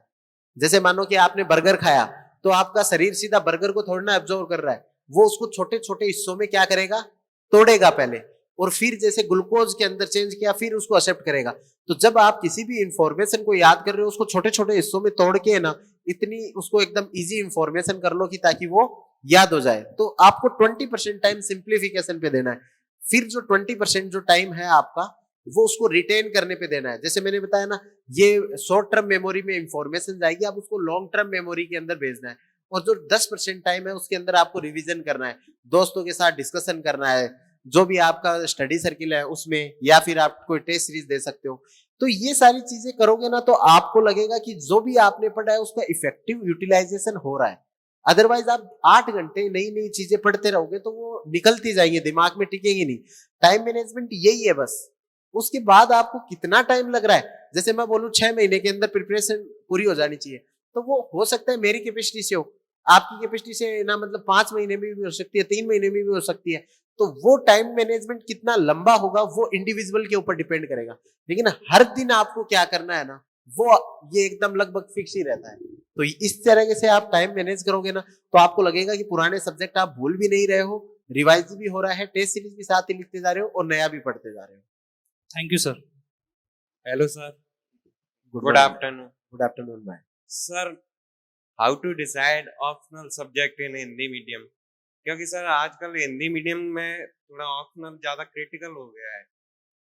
केवल एक हिंदी साहित्य सब्जेक्ट बचता है और बाकी सब एकदम इसमें सा हो गया है। हाँ, तो यार हिंदी के लिए 4-5 ऑप्शनल ही आजकल चल रहे हैं, क्योंकि जो टेक्निकल, अब जैसे आप पहले तो निकालना स्टार्ट करो, जैसे ही आप हिंदी मीडियम से हो तो लिटरेचर के बाकी ऑप्शन आपके लिए लगभग कट गए, मतलब संस्कृत एक जरूर ले सकते हो, बाकी लगभग ऑप्शनल आपके लिए कट गए। इंजीनियरिंग के जितने भी ऑप्शनल है उनका हिंदी में कंटेंट नहीं है तो वो सारे के सारे ऑप्शनल कट गए। फिर है ना कुछ साइंस के ऑप्शनल्स हैं, जैसे कि फिजिक्स केमिस्ट्री मैथ हो गया, जियोलॉजी हो गया, उनमें भी ना यदि हिंदी का कंटेंट बढ़िया नहीं है तो वो भी ऑप्शन आपके पास कट गए। तो आपके पास घूम फिर के बचे केवल आर्ट्स के सब्जेक्ट या हिंदी लिटरेचर या संस्कृत लिटरेचर, आपके पास केवल यही ऑप्शन बचे। अब इन ऑप्शनों में से देखो किस ऑप्शनल के अंदर है ना कंटेंट ही अवेलेबल नहीं है। जिसमें कंटेंट अवेलेबल नहीं है तो उसमें आप 1-2 साल कंटेंट बढ़ाने में खराब कर दोगे। तो एंथ्रोपोलॉजी जैसे जो सब्जेक्ट है ना उनमें हिंदी में कंटेंट नहीं है तो उनको जाने दो। फिर जो बाकी जो कंटेंट बचता है, जैसे बाकी जो सब्जेक्ट बचते हैं, जैसे पॉलिटिकल साइंस, वो हिंदी में भी काफी अच्छा है, काफी बुक्स एकदम मेच्योर सब्जेक्ट है, पढ़ सकते हो। ज्योग्राफी है वो भी हिंदी में काफी ठीक चलता है, वो भी है। हिस्ट्री है ये भी सही चलता है। अब इन 4-5 जो ऑप्शंस आपके पास अवेलेबल है, उन सोशियोलॉजी है जो उसमें भी अच्छा चलता है। अब इनमें से कैसे सेलेक्ट करें, मैंने जैसे बताया, सबसे पहले तो आप ये देखो आपकी स्ट्रेंथ क्या है। जैसे कि यदि आप मतलब हर सब्जेक्ट के क्वेश्चंस पिछले 5 साल के पेपर देख लो, उस 5 साल के क्वेश्चंस पेपर की आ कैसे रहे हैं, फिर आपने सारे पेपर देखे, फिर आपको लग रहा है कि इसमें कोई मेरे को मेंटर कोई गाइडर मिल सकता है, वो देख लिया। फिर आप देख लो कि ना मतलब उसका प्रेजेंट में कैसा ट्रेंड चल रहा है, और फिर आपकी जो स्ट्रेंथ है, इन 4-5 चीजों को ओवरलैप करोगे तो आप एक सही ऑप्शनल मतलब कि डिसाइड कर पाओगे।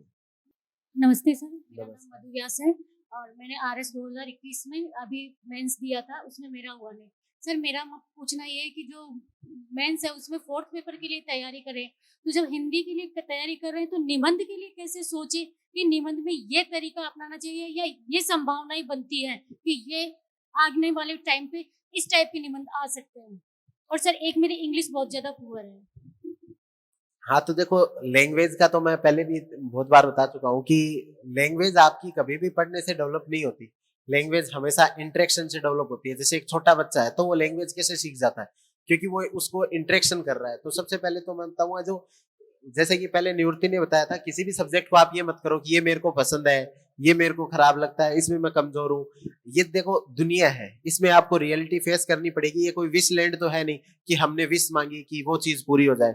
तो आपको मतलब कि जो सब्जेक्ट आपको लगता है टिपिकल है, उसके लिए आप एकदम ज्यादा से ज्यादा पढ़ो। सर मेरा पूछना ये है हाँ। कि जो अपन निबंध लिखते हैं ना। हाँ, निबंध का मैं अभी आ रहा हूँ।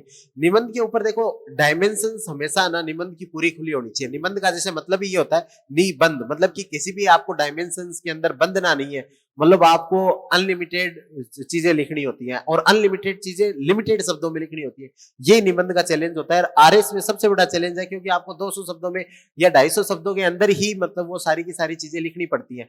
तो इनमें कुछ कुछ फिक्स डायमेंशन होती है जो जरूर होनी चाहिए। किसी भी निबंध की जो भी ऐतिहासिक पृष्ठभूमि है वो मिनिमम उसकी होनी चाहिए कि वो, जैसे कि आपको मानो क्या आया, एक एग्जाम्पल के थ्रू बताता हूँ जल्दी से, कि आर्टिफिशियल इंटेलिजेंस पे है ना, कृत्रिम जो बुद्धिमत्ता है, उसके ऊपर यदि क्वेश्चन आ गया तो उसकी एक तो ना कि वो डेवलप कैसे हुई ऐतिहासिक पृष्ठभूमि, फिर है ना वो होती क्या चीज है, मतलब प्रेजेंट में वो क्या चीज है, लोग उसको क्या समझते हैं, फिर उसके क्या फायदे हैं, क्या नुकसान है, फिर उनके नुकसान को पूरा करने के लिए क्या क्या कर सकते हैं, उनमें से क्या क्या गवर्नमेंट ने कर लिया है, क्या क्या बाकी है और क्या क्या फ्यूचर में कर सकते हैं। ये सारी चीजें, ये 6, 7, 8 चीजें ना, आप आरएस के निबंध में 30 भी शब्द लिख दिए ना, 8 डायमेंशन में ये ना, मतलब कि आपका पूरा 250 लिखा जाएगा। मतलब कि जब निबंध मतलब जो अपने यूपीएससी के लिए लिखते हैं तब एक चैलेंज आता है, क्योंकि आपको 1250 वर्ड्स में लिखना होता है। यहाँ तो आप 30 वर्ड मतलब 3 मतलब कि 4 लाइनें एक पैराग्राफ में बढ़ाओगे, 8 पैराग्राफ में खत्म हो जाएगा। फिर भी आपको लगता है कि फिर प्रभाव भी देखने हैं ना, तो प्रभाव वैसे देख लो, इसके सामाजिक, राजनीतिक और जो मतलब कि इकोनॉमिकल क्या इम्पैक्ट है, उस तरीके से आप निबंध को आगे डेवलप कर सकते हैं। Thank you sir. Sir congratulation. Thank you भाई। सर मेरा ये सवाल है कि शॉर्ट नोट्स वेरियस सोर्सेज से कैसे बनाएं। सर बहुत सारे सोर्स होते हैं, जैसे पॉलिटी हो गया, उसमें लक्ष्मीकांत भी है, क्लास नोट्स भी है और एनसीईआरटी भी है, कुछ वैल्यू एडेड मटेरियल भी है। तो उन सबको एक जगह कंपाइल करके शॉर्ट में एग्जाम के लिए। हाँ तो देखो, शॉर्ट नोट्स बनाने हैं ना, कभी भी पहली रीड में शॉर्ट नोट्स मत बनाओ। ये चीज आप अपना मतलब कि ध्यान रखो, कभी भी पहली रीडिंग में आपको शॉर्ट नोट्स बनाने ही नहीं है। शॉर्ट नोट्स बनाने होते हैं जब आप 3-4 बार पढ़ चुके होते हो अलग अलग सोर्सेज को, तो फिर आपको पता चल जाता है कि इस टॉपिक की डायमेंशन है। जैसे आपने लक्ष्मीकांत पढ़ी है? हाँ सर, एक बार। ठीक है, तो जैसे आप प्रियम्बल का भी टॉपिक देखोगे, प्रियम्बल के टॉपिक के अंदर सब डायमेंशन दी हुई है बहुत सारी। जैसे कि चैप्टर 1, तो जैसे उसकी सब डायमेंशन दी हुई है। मानो कि आपने कोई पढ़ा चैप्टर, उसकी ना मतलब उसके इंडेक्स के अंदर ही सब डायमेंशन मिल जाती है। अब देखो कि वो डायमेंशन के ऊपर आपके क्लास नोट्स में कुछ नया करवाया है क्या? क्लास नोट्स में जनरली वही चीजें होती हैं जिनको उसको बस एक्सप्लेन किया हुआ होता है। आपको लगता है नहीं कुछ वैल्यू एडेड है, तो वो चीज वहां से उठा लीजिए। बाकी जैसे तो उनकी जो सब डायमेंशन है ना, और सब डायमेंशन का एरिया फिक्स कर दीजिए। जैसे मैं फिक्स कर लेता था कि प्रियम्बल के ऊपर यदि शॉर्ट नोट्स बनाना है तो एक ही पेज का बनेगा आगे पीछे। अब उसमें 5-6 वो जो वर्ड है, मतलब कि डेमोक्रेटिक, रिपब्लिक, वो सोशलिस्ट और जो भी, तो उनको मैं लिख लेता था कि सोशलिस्ट क्या बना, मतलब इतनी जगह में लिखूंगा, तो सोशलिस्ट का पूरा लिख लेता क्या चीज होती है, फिर ये कंसेप्ट कहाँ से लिया गया है, इसका क्या है, तो वो बस उसी पैराग्राफ के अंदर है ना फिर लिखा जाता। तो सबसे पहले शॉर्ट नोट्स बनाने हो तो सबसे पहले एक मिस्टेक ये नहीं करनी कि पहली रीडिंग में नहीं बनाने, 3-4 रीडिंग के बाद बनाने। फिर आपको हमेशा है ना उस टॉपिक की सब डायमेंशंस को ओपन कर लेना है, उन सब डायमेंशन का एरिया फिक्स कर लेना है। फिर आप जो लिखोगे ना, वो मोस्ट इंपॉर्टेंट कंसेप्ट ही उसी में लिखोगे। सर और एक सर, नर्वसनेस और एंजाइटी को दूर करने के लिए। या नर्वसनेस और एंजाइटी को दूर करने का सबसे बड़ा तरीका है, जैसे कि फॉर एग्जांपल कि आप है ना मतलब कि कुछ भी काम ऐसा कर रहे हो, जैसे ये माइक पकड़ रखा है, ठीक है, इसके अंदर आपको ये डर क्यों नहीं लग रहा कि ना मतलब करंट आएगा?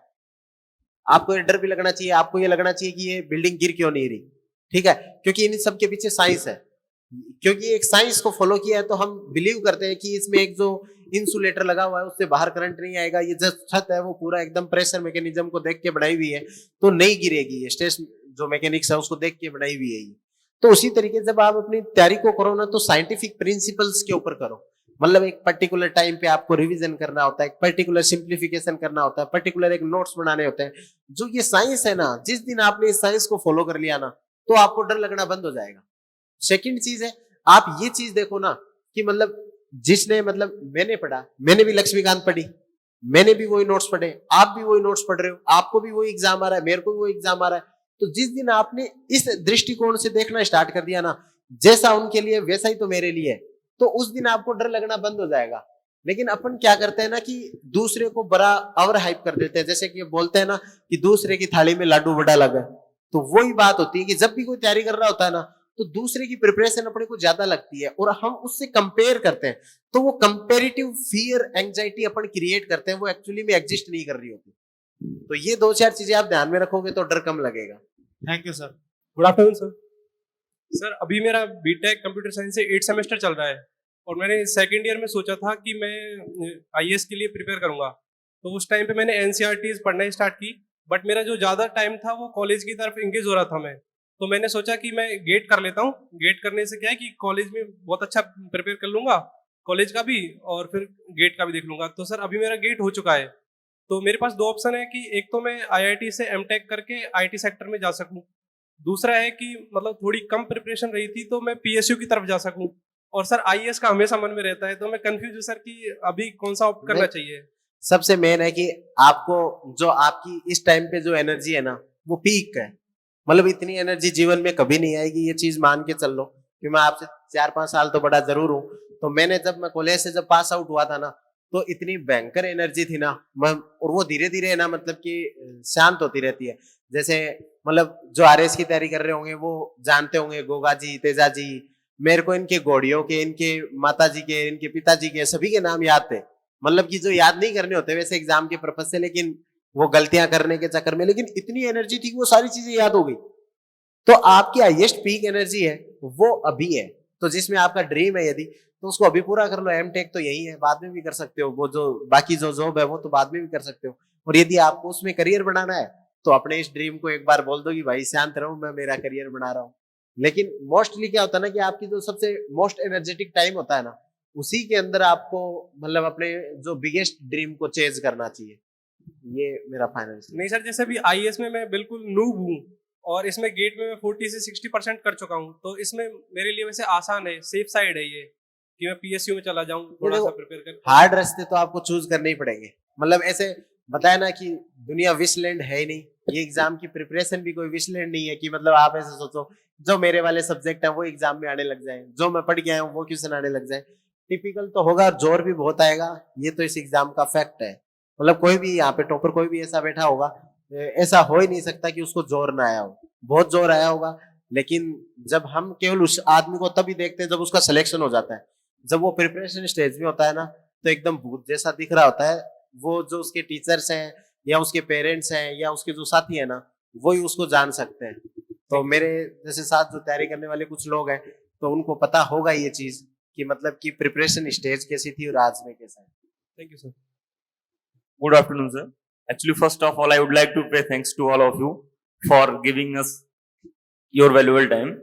सर एक्चुअली मेरे लिए मीडियम डिसाइड करना ही एक ट्रैप बन चुका है। जैसे मेरा दिमाग एक दिन हिंदी मीडियम में रहता है, फिर दूसरे दिन इंग्लिश मीडियम में हो जाता है, मतलब ये प्रोसेस ऐसे चलता ही रहता है। क्योंकि शायद मुझे लगता है कि अभी मेरा एकेडमिक्स थोड़ा हैक्टिक है, तो मैं काम भी नहीं कर पा रहा हूँ अपने इस मतलब इस चीज पे कि मैं डिसाइड कर पाऊँ कि मीडियम कौन सा चूज करूं। बट मैं आपसे जानना चाहूंगा कि कुछ ऐसे मतलब कुछ पैरामीटर हो या फिर कोई ऐसा सॉलिड डिसाइडिंग फैक्टर हो जिससे। देखो आजकल तो यूपीएससी ने वो अलाउड भी कर दिया है कि आप ना मतलब इंग्लिश मीडियम में मेंस दे सकते हो, हिंदी में इंटरव्यू दे सकते हो। तो यदि आपको थोड़ी बहुत भी ना मतलब इंग्लिश लिखनी आती है ना, तो मैं ना इंग्लिश को प्रीफर करूंगा, क्योंकि इंग्लिश में 2-3 फायदे होते हैं आपको। पहला फायदा ये होता है कि ना मतलब आपको हर बार हस्तलेखा नहीं लिखनी पड़ती, जो मेरे को हिंदी में सबसे बड़ा चैलेंज लगता है कि मतलब आपको एक्स्ट्रा टाइम कंज्यूम होता है आपका। सेकंड है कि जैसे कि मान लो एमके सर का ना क्वालिटी एनरिचमेंट प्रोग्राम है, वो आपको इंग्लिश में मिल रहा है, हिंदी में कहीं कोई भी ऐसा प्रोग्राम है ना मतलब अवेलेबल ही नहीं है जब ऐसा कोई भी प्रोग्राम अवेलेबल नहीं है तो फिर आप मतलब कि उसको किस तरीके से मतलब वो वैसे वैल्यू एडिशन नहीं कर पाओगे। तो इंग्लिश मीडियम का कंटेंट आज प्रेजेंट टाइम के अंदर यदि बात करें तो मतलब मैं चाहता हूं कि हिंदी मीडियम का रिजल्ट बहुत जल्दी इंप्रूव हो, लेकिन बात यह है कि क्वालिटी है नहीं अभी उतनी जितनी मतलब कि उसमें आगे। जैसे जब 2015 में जब वो हिंदी का कंटेंट था ना, जब मतलब जो इंग्लिश मीडियम वाले थे वो उनसे जितने आगे थे, फिर जब वो उसके 2015 वाले इंग्लिश मीडियम वाले लेवल पे आए तो इंग्लिश मीडियम वाले और आगे चले गए। अब बहुत प्रकार के आपको ना टेबल नोट्स, माइंड मैप्स, पता नहीं क्या क्या मिल जाएगा। वो चीजें थोड़ी हिंदी में नहीं मिल पाती, दुर्भाग्य है, लेकिन फैक्ट भी है ये।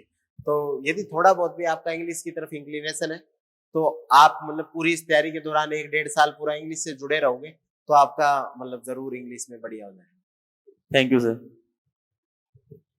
हाय सर, नमस्ते सर, मेरा नाम केशव है और मुझे सर यूपीएससी की 3 स्टेज से 3 क्वेश्चन ही पूछने हैं।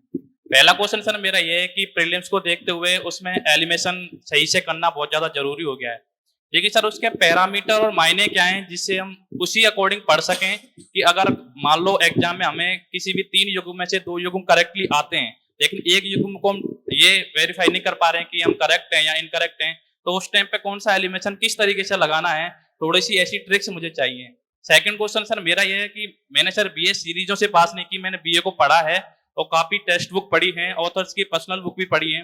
तो सर कई क्वेश्चंस ऐसे होते हैं जो सब्जेक्ट मेरे पास हैं इसमें कंटेंट मेरे पास बहुत होता है, बहुत ऑथर्स के आइडियाज होते हैं, लेकिन उसे एक 250 वर्ड या 150 वर्ड्स में कंक्लूड कैसे करें, क्या क्या चीज लिखें, क्या क्या चीज छोड़ें, किस तरीके से पॉइंट को केवल वर्ड ही लिखना है, इस तरीके से आंसर लिखना। सर वो चीज मुझे बताइए कि यूपीएससी क्या चाहता है कि आंसर में ये चीजें तो जरूरी हैं, इसके अलावा ये चीज आप डाल सकते हो। तीसरा क्वेश्चन सर मेरा ये कि जिससे मैं नोट्स कर सकूं, इसलिए मैं सर एक ही बार में क्वेश्चन बोल रहा हूँ। तीसरा क्वेश्चन मेरा ये सर मैं कोचिंग लगाने जा रहा हूँ क्योंकि मेरे फाइनल ईयर हो चुकी है, तो सर कोचिंग पूरी 2 साल की है और 2 साल कहने में 700 दिन होते हैं, तो 700 दिन में ऐसी क्या क्या प्रॉब्लम्स और चैलेंज होंगे जो हमें फेस करने पड़ेंगे और उस टाइम हम कैसे अपना पेशेंस रखें और किस तरीके से उसे सॉल्यूट करें, इस पे सर। ये मतलब कि क्वेश्चन मैं एम के सर को रिप्लाई करने के लिए बोलूंगा, क्योंकि जो आपने क्वेश्चन पूछा ना, ये यार आपने पूरी मतलब 700 दिन की जर्नी को एक साथ पूछ दिया। मतलब ये स्पेसिफिक, जैसे कि आपने बोला कौन कौन सी ट्रिक, एलिमिनेशन कैसे कैसे लगता है, किस तरीके से मेंस राइटिंग करते हैं, तो मतलब प्रीलिम्स का सब, मेंस का सब और 700 दिन की प्रिपरेशन का सब बोल लिया। तो ये मैं एम के सर की तरफ शिफ्ट करना चाहूंगा, ताकि क्योंकि इन्होंने हर साल मतलब 1000-2000 बच्चों को हर साल देखते हैं, तो उनको पता है कि हर साल किस तरीके से क्या क्या हो रहा है। Thank you sir. ये मेरे पास गलत फंस गया, तो बस एक ही चीज रह गई ये, और बोल देता सर मेरी जगह आप पेपर दे पास हो जाना, ये बच गया बस। सब समझ रहे हो, 3 क्वेश्चन पूछे आपने कि 700 डेज में क्या क्या ऑप्शन। मैं ऐसा खुश मिजाज होके फैकल्टी हूं, ऐसा इमोशनल नहीं होने का है, मतलब अपन मजाक मजाक में पेपर पास हो जाता है। बीच में एक बच्चा पूछ रहा था कि डर लगता है, मतलब कि एग्जाम की जब प्रिपरेशन करते हैं तो डेली डर लगता है ना। तो गौरव ने बताया कि साइंस है तो आपको साइंस में बिलीव करना पड़ेगा। जो कोई भी नया, जैसे पीयूष बता रहे थे कि आई क्विट 11 गवर्नमेंट जॉब्स, उससे पहले प्राइवेट सेक्टर की जॉब्स छोड़ा था मैंने। So when I used to enter into any field, मैं उसमें कुछ कंट्रीब्यूट करना चाहता हूं। जैसे एजुकेशन की फील्ड में आया, पैसा नहीं देते हैं ये लोग, है ना, सब पेड फ्री वाले कोर्सेज ले लेके चले गए थे। सो जो मेरा कंट्रीब्यूशन है वो, जैसे इन्होंने बताया, क्वालिटी एनरिचमेंट है। एक बच्चे का बेस तैयार, फिर आगे उसकी रैंक कैसे इंप्रूव करनी है, या क्या अच्छा कंटेंट में इंग्लिश मीडियम में दे सकता था, वो मेरा कंट्रीब्यूशन है। उसके पीछे एक साइंस है। उस पिछले अगर मैं 5 इयर्स में दी IAS सब का कंट्रीब्यूशन देखें यूपीएससी डोमेन में, तो करीब करीब 1000 सिलेक्शन है। मतलब जब सबसे पहला बैच मैंने लिया था 2018 का, सृष्टि जैन देशमुख, अगर आपने नाम सुना हो, रितिका, ये सब मेरे फर्स्ट बैच के स्टूडेंट है मेंस के। सो उस पहले साल में 110 सिलेक्शन थे। तो कैसे एक नया इंस्टीट्यूट, कल का लड़का मतलब आया और 110 सिलेक्शन, क्योंकि जो उन्होंने सवाल पूछा ना वो बहुत टेक्निकल है, कि हर क्वेश्चन का एक इंट्रोडक्शन होता है, हर क्वेश्चन में एक बॉडी होती है, हर क्वेश्चन का एक कंक्लूजन होता है, अलग अलग तरीके के इंट्रोडक्शन है। ये पूरी साइंस है। हम कितना भी कह ले आंसर राइटिंग ह्यूमैनिटीज का डोमेन है, नहीं, आंसर राइटिंग साइंस का डोमेन है। अगर आप नॉर्मल यूपीएससी में सक्सेस रेट देखें तो कितना है, 6 लाख बच्चा टेस्ट देता है, 1000 सेलेक्ट होता है, तो या 10-12 लाख फॉर्म भरता है, 0.01 100 में से एक बच्चा पास होता है। बट वहीं जब एक आईपीएस या आईआरएस बच्चा एग्जाम लिखता है, 50% रैंक इंप्रूव करता है। 48 IPS officers gave interview last year और उसमें से 12-13 फाइनल सेलेक्ट हो जाएंगे। तो 40-50%, ऐसा क्यों? एक फ्रेश बच्चा जो है वो 100 में से एक हो रहा है, और एक बार जिसका रैंक आ गया है वो रैंक इंप्रूवमेंट में 40-50% सक्सेस रेट है। तो मतलब डिस्क्रिपेंसी नहीं है इसमें कुछ। अगर मैं आज बता रहा हूं आपको कि ये साइंस है तो मैं वो प्रूव करके बता रहा हूं। अगर आप मेरा स्कूल का बैकग्राउंड देखेंगे या कॉलेज का बैकग्राउंड देखेंगे तो आपसे बहुत कमजोर था। जो सर ने दिल्ली से हमें बुलाया, थोड़ा अच्छी बातें की, टॉपर्स ने भी मेरे बारे में अच्छी बातें की। इन 12th class I scored 59%, in graduation I scored 59%। So consistently below average 60% भी नहीं आ रहा है। सो वो जो बीच का फेज था ना, वो मैंने इसी में इन्वेस्ट किया है कि कैसे यूपीएससी की प्रिपरेशन को हम साइंस बना सकते हैं। और मुझे लगता है वो रिजल्ट में दिख भी रहा है। 5 साल में 1000 सिलेक्शन है, और मतलब मोटा मोटी उसका हमने एक एआई बेस्ड टेस्टिंग इंजन भी बनाया है जो आईआईटी कानपुर में इंक्यूबेटेड है। आप सब में किसको लगता है कि फाइनेंशियल कंस्ट्रेंट है? जो पीयूष भी पूछ रहे थे, किसको लगता है कि पैसे की कमी है इसीलिए मैं आईएएस नहीं बन पाऊंगा, या नहीं बन पा रहा हूं, या मैं तैयारी नहीं कर पा रहा हूं? सब अमीर है। तो मेरा एक स्विस अकाउंट है, उसमें जग हजार डॉलर खटखट भेज देना। किसी को फाइनेंशियल कंस्ट्रेंट नहीं है। 1 आया, 2 आया। मतलब ऐसे गरीबी में शर्म क्यों आती है अपने को? पैसा नहीं है तो नहीं है, मतलब इसमें कौन सी बड़ी बात है? बाकी सबके फाइनेंशियल कंस्ट्रेंट ठीक है? Yes, no? अच्छा, वापस पूछता हूं क्वेश्चन। किस किस को लगता है कि फाइनेंशियल कंस्ट्रेंट मेजर रीजन है जिसकी वजह से आप ये तैयारी नहीं कर पाओगे, या इसकी वजह से आप आईएएस नहीं बन पाओगे?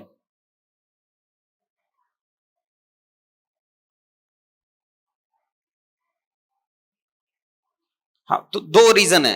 एक पैसा नहीं है, एक गाइडेंस नहीं है। मैं वही समझना चाह रहा था कि मुझे लगता है 4-5 ने बोला कि बस पैसा नहीं है, बाकी सबके पास पैसा है। तो दूसरा क्या रीजन है? गाइडेंस। किसको लगता है गाइडेंस रीजन है कि सर हम 3 साल तो मैं लगा दूं, किसके फेस पे लगाऊं?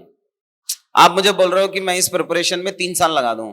अब वो 3 साल किसके फेस वैल्यू पे लगा दूं मैं कि अच्छा ठीक है मैं 3 साल लगा देता हूं, 3 साल बाद बात करेंगे कि मैंने इतने एफर्ट्स डाले, अब बताओ रिजल्ट क्यों नहीं आया, कैसे नहीं आया, बीच की डायरेक्शन कौन देगा, जब मैं लो फील्ड में जाऊंगा तो कौन हेल्प करेगा मेरी?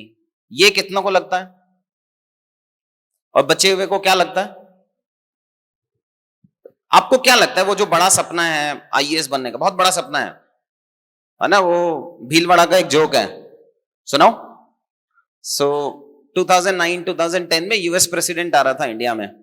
सो एक फार्मर था और 2 फार्मर थे, आपस में बात कर रहे थे। तो वो कह रहा था कि देखो यार, दुनिया का सबसे ताकतवर आदमी आ रहा है, वो कुछ भी कर सकता है, वो उस देश पे हमला कर सकता है, वो रोड बना सकता है, वो घर बना सकता है, एटसेट्रा। क्या बात कर रहा है, वो ऐसा कैसे कर सकता है, वो कोई डीसी है क्या?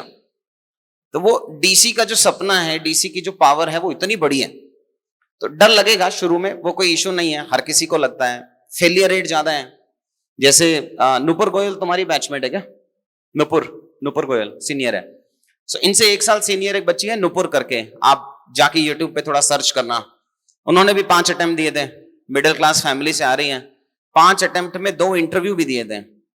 सो इंटरव्यू देना, प्री फेल, फिर इंटरव्यू देना, फिर प्री फेल, फिर एक मेंस, और फाइनल अटेम्प्ट में she secured all India rank 11। फिर एक तुम्हारे यही कैडर की एक बच्ची है रंजीता शर्मा, सुना? आईपीएस में है। कितने अटेम्प्ट दिए उन्होंने? 8 अटेम्प्ट दिए। डिस्टेंस लर्निंग से पढ़े हैं वो, मेरे होम टाउन से भी, हमसे पढ़े भी हैं। फिर ये बात कर रहे थे आज आकृति सेठी, 5 अटेम्प्ट, 5 प्री नहीं, आखिरी अटेम्प्ट में आईएएस।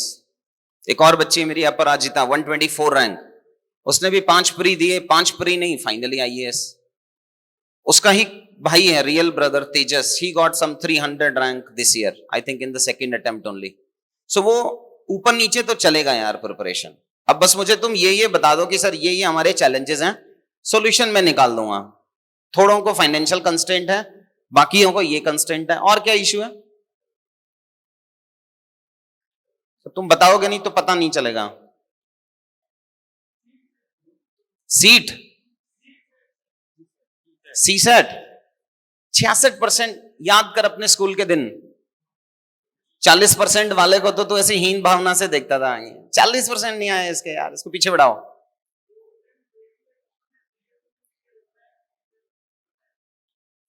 यार फिर तो कहीं ना कहीं मेहनत की कमी है। मैं थोड़ा ऐसे सर की तरह मैं टैलेंटेड नहीं हूं कि मैं थोड़ी सद्भावना दूं और मोटिवेशन दूं। मैं थोड़ा रियलिटी चेक कराने वाला फैकल्टी हूं। तो somewhere we are going wrong. आदमी एक गलती से सीखता है, दूसरी गलती से सीख रहा है। अगर 2 बार भी नहीं सीख रहे हैं तो 3 महीने दे ही देते हैं ना सीसेट को, क्या हो जाएगा? फिर तो गड़बड़ है। फिर इसके बाद मिलते हैं, समझते हैं कि क्या कर, कहीं तो गलत जा रहे हैं। ये तो एग्री कर रहा है ना कि सीसेट में कहीं तो गलत जा रहे हैं। ठीक, और क्या इश्यूज हैं? जनरल इश्यू बताओ मुझे। जो अगर मैं ये आज बोलूं कि नहीं अगली साल, जैसे मैंने एक बच्ची का बोला कि 100% पास होगा, वैसे अगर मुझे बोलना है कि 5 बच्चे पास होंगे तो होगा तो तुम में से ही कोई, और कुछ दाएं बाएं से होगा। तुम्हें और क्या चाहिए, मतलब कि क्या लगेगा उसके बाद तुम्हें लगता है कि नहीं सर हम पास कर लेंगे, वो समझाओ मुझे। बोलो बालक। सर एक्चुअली मेरा कोई क्वेश्चन नहीं है, मेरी एक रिक्वेस्ट है लक्ष्य इंस्टीट्यूट से और आपसे कि जैसा अभी महावीर सर ने कहा कि उनकी वाइफ ने 40 मैरिज के बाद 2 बच्चों के साथ एक स्ट्रॉन्ग विल पावर के साथ आरएस क्लियर किया। तो सर मैं भी अभी 40+ हूँ और आफ्टर 13-14 ईयर्स में अपनी स्टडी स्टार्ट कर रही हूँ और अभी ओनली आरएस के लिए ही एलिजिबल हूँ। और जिस हिसाब से राजस्थान में वैकेंसीज आ रही है तो ये भी यकीन नहीं है कि 1 अटेम्प्ट मिलेगा या 2 मिल भी पाएंगे क्या। लेकिन व्हील पावर इतना स्ट्रॉन्ग है कि मुझे यकीन है कि इस साल आरएस मेरा क्लियर होगा। लेकिन टाइम बहुत कम है और सर मैरिड वुमेन को स्टडी आवर्स बहुत कम मिल पाते हैं और उस स्टडी आवर्स में अगर हम इन सब चीज़ों में टाइम निकाल दें कि क्या पढ़ना है, कहाँ से पढ़ना है, कितना पढ़ना है, तो बहुत सारा टाइम वेस्ट हो जाता है। तो इस इंस्टीट्यूट से मेरा ये रिक्वेस्ट है कि सर इस तरह के कैंडिडेट्स के लिए एक स्ट्रॉन्ग अच्छा मेंटर मिले और एक स्ट्रॉन्ग गाइडेंस मिले जो हमें बताए कि आपको ये कंटेंट यहाँ से पढ़ना है, इतना टाइम है, स्ट्रेटेजी मिले। ये मेरी एक रिक्वेस्ट है और इसी होप से मैं आज ये सेमिनार अटेंड करने आई हूँ। हम भी दिल्ली से यही सोच के आए थे, हमें भी वही पढ़ाना ही होगा। हम भी यही चाह रहे हैं कि यहाँ से बच्चा और सेलेक्ट हो और हो। और ये वैसे तो रिकॉर्ड हो रहा है, पता नहीं मैं मुझे बोलना चाहिए या नहीं, बट ठीक है। ये सारे बच्चे खुद कैब करके आए हैं भाई, मतलब जितने टॉपर्स वो रिस्पेक्ट ही है हमारी, जो कभी उन्हें लगा होगा कि हमने उनकी जर्नी में कंट्रीब्यूट किया होगा। सो हम कैब के पैसे भी नहीं दिए हैं, मतलब मैंने तो नहीं दिए हैं। इतना तो गुरु को वापस दोगे ना आप, मतलब इतना तो हमारा हक बनता है सिलेक्शन के बाद। तो अफर्ट्स और मेहनत के काम में तो हम मैडम अफर्ट्स ही हैं बस हमारे पास, वो हम करा देंगे। तभी तो मैं मतलब आपके सामने एक मेंटर बैठ के बोल रहा है कि सिलेक्शन तो हम करा देंगे। कुछ तो उसके पीछे का रीजन होगा ना, कुछ तो मुझे प्रूव थ्योरी होगा ना उसके पीछे, वो तो मैं करा दूंगा। मतलब यूपीएससी का तो आई नो एवरीथिंग, कैसे सिलेक्शन कराना है वो हो जाएगा। हाँ 1 साल और 2 साल वो ऊपर नीचे है, वो तो हो जाएगा। साइंस है वो, ह्यूमैनिटीज है ही नहीं। I will not agree, science है। Any other doubts? हाँ ये जो फर्स्ट लाइन वाले बच्चे हैं ना, ये एक भी उठ के नहीं गया। रीजन पता है? फर्स्ट और सेकंड पता है किसी को? लेकिन सबने कहीं ना कहीं क्वालिटी देखी है, ये सब जानते हैं कि कैसे पढ़ाते हैं। पहले इसको दे दे यार, बोलो बेटा। Good afternoon sir. सर मेरा सबसे बड़ा डाउट है, मेरा फियर ऑफ फेलियर। सर मैंने 11th के अंदर आईआईटी के लिए सोचा था और बंसल क्लासेज के अंदर बीकानेर के लिए गया, और उसके बाद वो मेरी प्रिपरेशन क्या है, बेसिक स्ट्रॉन्ग नहीं था, तो अंदर से मैं इतना टूट चुका था कि मैंने मतलब 12th के अंदर फिर नॉर्मल ही कर ली, मैंने छोड़ ही दिया बीटेक के लिए, बीटेक करना ही नहीं है।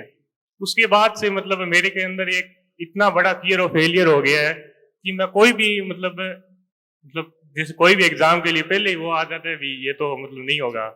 उसके बाद अब बीएससी चल रही है, बीएससी बीएड फाइनल ईयर में हूं मैं, और अब मैंने सोचा है भी इस फियर को मतलब अचीव करना है, और इसको अचीव कुछ बड़े लक्ष्य के साथ ही करना है, छोटे से नहीं करना है।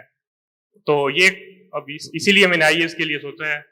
और कुछ सर यही है कि एजुकेशन सिस्टम को कुछ अच्छा करना है, क्योंकि वो जो मैंने फेज किया है वो कोई और फेज ना करे।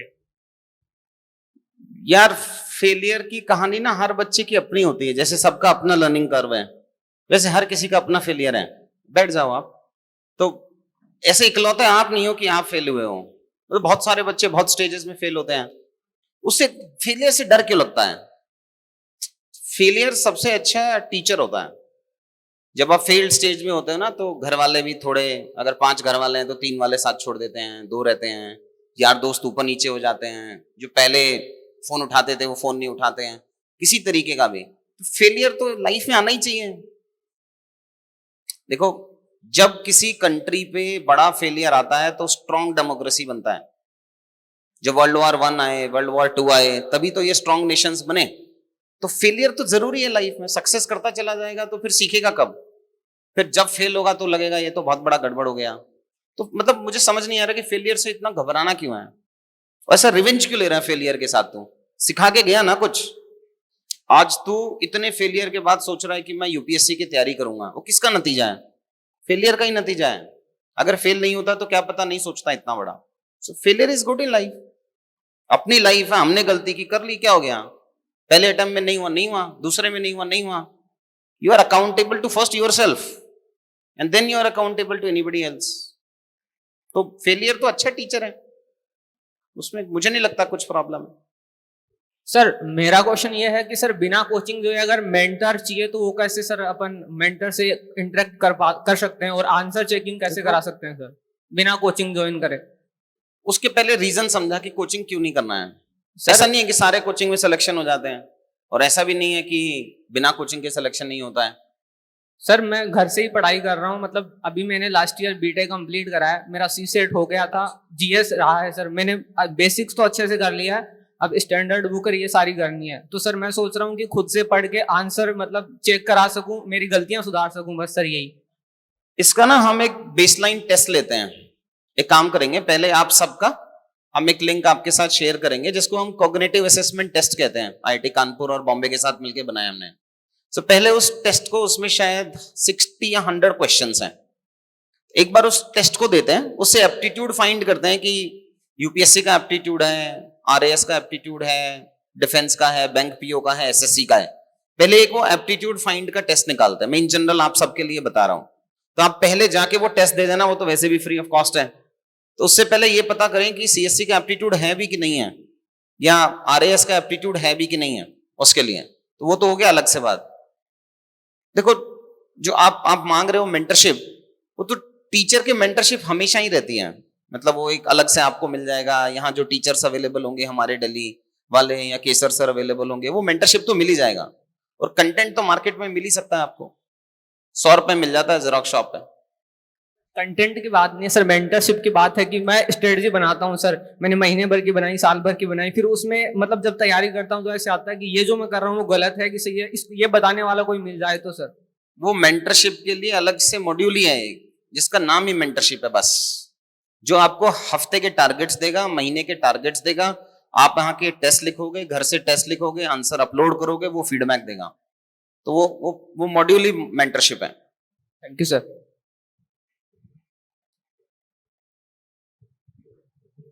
गुरुदेव को मेरा प्रणाम। सर आप रियल डायरेक्टर हो, जो सर ये रियल हीरोज आपके सामने बैठे हैं। सर इस दुनिया की फिल्म में किरदार मेरा भी बनता है। सर आपने कहा 3 साल, एक स्विस अकाउंट है मेरा, उसमें बड़ाई करी मत तू। इतने सीरियस बच्चे क्यों लग रहे हैं मुझे आज? बोर हो गए हो गया, थक गए हो गया? नहीं सर। ठीक है, बोलो। तो सर यही है कि मैं गांव रहता था सर, पहले तो 7 बजे लाइब्रेरी जाता था। जयपुर में रहते हुए 8 महीने हो गए सर। फाइनेंशियल दिक्कत कुछ भी नहीं है, मगर सर ये है कि अब घर जाने का भी मन नहीं करता है सर। होली पर भी मैं नहीं गया तो मम्मी बोलती है बेटा राखी पर तो आना, मगर सर बिना नौकरी के घर जाना बिल्कुल भी अच्छा नहीं लगता। और सर बस मैं मेहनत कर सकता हूँ, बस कभी कभार रात को मेरा कॉन्फिडेंस डाउन हो ही जाता है सर। ये फेज है बेटा, वो 2-3 साल का स्ट्रगल है। बस मतलब यही है सर कि एक शेर है आपका, वो तो सुनाऊं मैं। क्या सुनाना है? शायरी सर। अरे मैं सच में शेरो शायरी की फैकल्टी नहीं हूं। मैं तुझे पेपर पास करा सकता हूँ। बस यही चाहिए only sir. Thing I know truly, आप जो बच्चे मेरे को जानते हैं, जो यूट्यूब पे देखते ही होंगे एंड ऑल, मैं शेरो शायरी की फैकल्टी नहीं हूँ, मुझे आता ही नहीं है। तू मुझसे सर शेरो शायरी रियल डायरेक्टर पूछेगा, आप सर, मुझे भी हीरो बना दो। तू मुझसे शेरो शायरी पूछेगा, मैं तुझे टाइप्स ऑफ इंट्रोडक्शन बताऊंगा कि इस सवाल के 3 तरीके के इंट्रोडक्शन हो सकते हैं।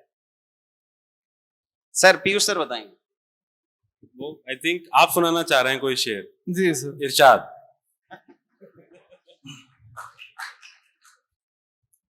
कि आसमां से चांद तारे तोड़ना मुमकिन नहीं था तो मैंने महबूब को छोड़ दिया।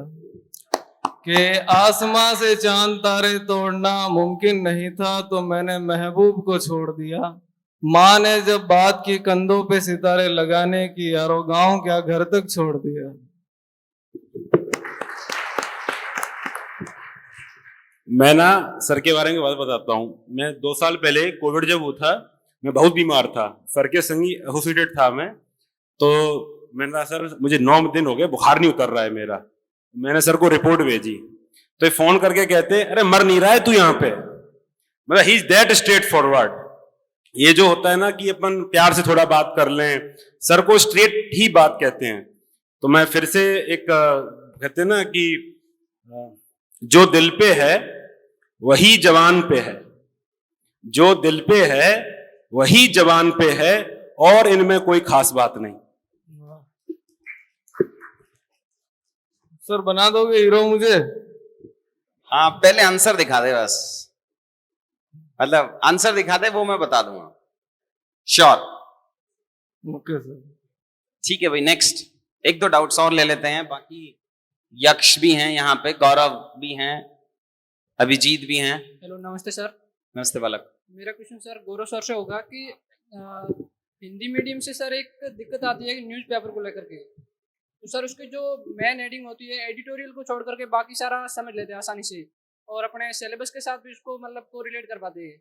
तो सर एडिटोरियल के साथ क्या पूरी एक क्लू नहीं बना पाते पढ़ने के बाद, कहाँ का इसका यही मैटर निकल रहा है अपने सिलेबस के अकॉर्डिंग। तो क्या सर उसको छोड़ करके उसकी जगह किसी वेबसाइट का सहारा लिया जा सकता है क्या? हाँ, ये मतलब आप कर सकते हो। यदि आपको हिंदी मीडियम से और आपको हिंदी न्यूज़पेपर या जो अपना इंडियन एक्सप्रेस समझ में नहीं आ रहा, तो आप कोई एनालिसिस सुन सकते हो। हमारे वाले टाइम पे मतलब कि कोरोना में लगभग न्यूज़पेपर वगैरह बंद हो गए थे, तो मोस्टली जो मेरे बैचमेट्स वगैरह हैं तो उन्होंने एडिटोरियल एनालिसिस सुन के ही काम निकाला था।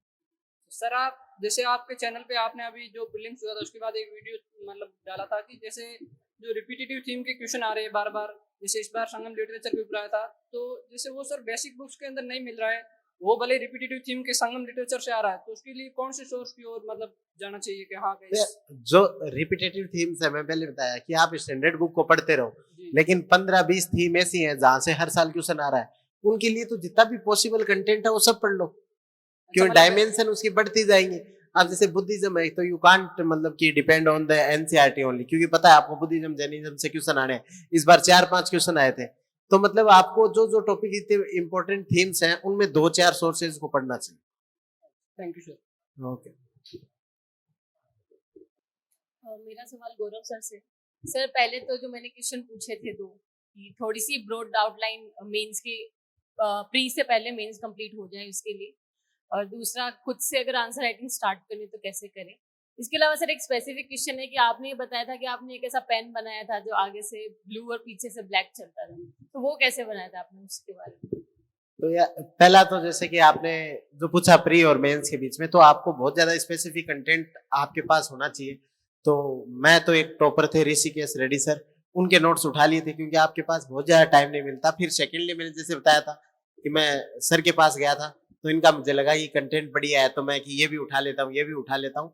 तो थोड़ा सा आपको कंटेंट का समझ में आना चाहिए पहला, मतलब कि ये ठीक है। सेकंड चीज आप बोले कि self answer writing, self answer writing आप कर सकते हो, कुछ पैरामीटर आप डिसाइड कर सकते हो। सेल्फ आंसर राइटिंग का सबसे बड़ा यही होता है, आप टॉपर्स के आंसर डाउनलोड करो, आप खुद का आंसर लिखो और आपस में कंपेयर करके सुधार कर लो। लेकिन इसमें सबसे बड़ी दिक्कत होती है ना कि जो टॉपर्स के आंसर होते हैं वो उनके इनिशियल टेस्ट होते हैं, मतलब जैसे किसी कोचिंग में जाके उसने लिखा तो उसके अंदर ऑलरेडी बहुत सारी गलतियां होती हैं, पता चलेगा आपने गलती कॉपी कर ली। पहली चीज तो ये। सेकंड चीज है कि एक कूप मेंढक आपने सुना होगा, कुएं का मेंढक। कुएं के मेंढक को ऐसे लगता है कि वो दुनिया का सबसे तेज स्विमर है, लेकिन जिस दिन वो ना मतलब कुएं से बाहर निकलता है उसको पता चलता है कि मैं तो कुछ भी नहीं हूँ। तो सेल्फ आंसर राइटिंग करने का बस सबसे बड़ा नेगेटिव जो मतलब साइड इफेक्ट है ना, वो यही है कि आपको कई सालों तक मतलब जब तक आप प्रिपरेशन कर रहे हो आपको लगेगा मैं बहुत बढ़िया कर रहा हूँ, क्योंकि आपने किसी के साथ कंपेयर नहीं किया, आपको कोई आउटसाइड गाइडेंस नहीं मिल रही, तो वो एक रिस्क आपका मतलब कि साथ में रहेगा। और तीसरा जो पेन वाला है, तो पेन में मैंने मतलब कि सिंपल सा कंसेप्ट था कि अपने को सबसे जो तेज चलने वाली रिफिल है, जो मतलब कि ऐसे आजकल जो V7 वाले पेन आते हैं तो वो 360 पे चलते हैं, तो वैसी कोई भी रिफिल ले लो, और जो सबसे हल्का खोखा हो सकता है, खोखा मतलब जो बाहर आउटर बाउंड्री हो सकती है, जो सबसे हल्की हो वो ले लो, और बाकी फेविस्टिक से चिपका के ही मैंने मतलब कि उसको नॉर्मली बनाया। सर आए तनीषा सिदावत, मुझे सर एक ही चीज पूछनी है सर कि कोचिंग की फीस जो होती है सर वो बहुत हाई होती है, तो वो हर किसी के लिए अफोर्डेबल नहीं होती है, तो यहाँ पे कोई स्कॉलरशिप की स्कीम है जो कि हम एंट्रेंस पास करके यहाँ पे कर सकते हैं? होएगा ना, कैसे नहीं होगा। आप अच्छे बच्चे तो ना, पढ़ने वाले, इसमें क्या है, हम देंगे स्कॉलरशिप। अगर पैसा इशू नहीं आएगा वो मैं इंश्योर करा लूंगा उसके लिए, बट आप बच्चे अच्छे होने चाहिए, तो हम स्कॉलरशिप करा देंगे आपको। वो जो मैं टेस्ट बता रहा हूँ, जो 60 कॉग्निटिव असेसमेंट था, उसी को स्कॉलरशिप टेस्ट काउंट कर लेंगे। सो आप जाके रजिस्टर कर लेना कॉग्निटिव असेसमेंट में। आपने डिटेल्स दी हैं क्या बाहर? Yes sir. तो उन डिटेल्स पे आपको व्हाट्सएप करा देंगे हम। You give that cognitive assessment test, उसके बेसिस पे स्कॉलरशिप दे देंगे। Thank you so much sir. Scholarship, EMI, अच्छे बच्चे बनो पढ़ने वाले, फाइनेंस कंस्ट्रेंट नहीं आएगा, वो मैं इंश्योर कर लूंगा। सर अच्छे बच्चे बन जाएंगे हम। ये अच्छा बच्चा पहले से ही होता है बनता नहीं है वो। सर इम्प्रूवमेंट तो हर किसी को चाहिए होता है। ठीक है। सर मेरा क्वेश्चन ये है कि जैसे अभी इस बार मैंने प्रीलिम्स दिया है बट वो क्वालिफाई नहीं होगा शायद, तो अभी नेक्स्ट ईयर के लिए क्या मतलब वापस से बेसिक बुक वगैरह पढ़ना है, मतलब कैसे स्टार्ट करें? कई फाउंडेशन की क्लासेस अटेंड की हैं पहले? मतलब कि कितना आपने आपको 10 में से कितना रेट करोगे कि I am this much of prepared? Sir basics पढ़ा हुआ है बट करंट अफेयर पे इस बार फोकस इतना नहीं किया था मैंने, बेसिक सारा कवर्ड है, मतलब 75 के अराउंड स्कोर बन रहा है जीएस में। सो सेशन के बाद में डिस्कस करते हैं। कुछ जो बच्चे स्पेसिफिक ऐसे हैं ना, जो एक लेवल ऑफ प्रीलिम्स दे चुके हैं या एक लेवल ऑफ मेंस दे चुके हैं, उनको इंडिविजुअलाइज मुझे सजेस्ट करना पड़ेगा। सो इस सेशन के बाद I will be here for another 30 minutes 40 minutes 1 hour और सो, तब मैं उसको सजेस्ट करता हूँ। अभी जेनरिक डाउट लेते हैं जो ज्यादातर बच्चों के हैं। सर मैंने एक है ना मतलब ऑनलाइन स्कॉलरशिप जीती थी, तो मतलब यूपीएससी से रिलेटेड मैं 22 अटेम्प्ट वाला दिया था मैंने, उसमें 58 रहे थे जीएस में, उसके कारण आउट हो गया था। 23 वाला मैंने दिया नहीं, तो उसमें क्या हुआ, आंसर राइटिंग का था, तो मैंने जैसे आंसर मैंने लिख के दिया, उसकी 2 साइड्स थी कि दोनों पे किसी पे भी आप कर दो। अब मैंने दोनों साइड पे दिया, एक में तो आ रहा है मेरे 15 में से 9 10 नंबर, और एक उसी साइड की जो सेकंड साइड है वो दे रहा है 3 4 नंबर। अब आंसर सेम है, अब वो चीज सबसे बड़ी गड़बड़ आ रही है। और फिर मतलब क्या जो रियलिटी है वो क्या पता चले फिर? क्या कह रहे हैं? रिपीट करूं?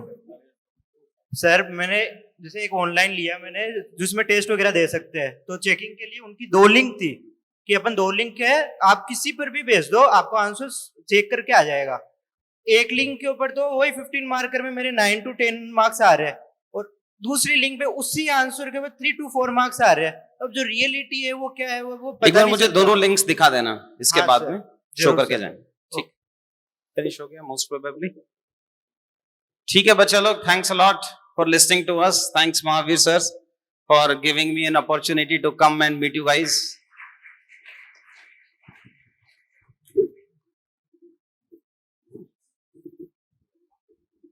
हाँ, M.K. यादव साहब का बहुत धन्यवाद। अपने यहाँ स्थानीय स्तर पर ये दिल्ली से आए हैं, कैपिटल सिटी से, छोटी कैपिटल में आए हैं, अपना बहुमूल्य समय निकाल के आए हैं। मेरा विश्वास है कि अपने में से कुछ बच्चे इनके कैलिबर का, इनके गाइडेंस का फायदा लेंगे और सक्सीड करेंगे, ऐसा मैं मानता हूँ।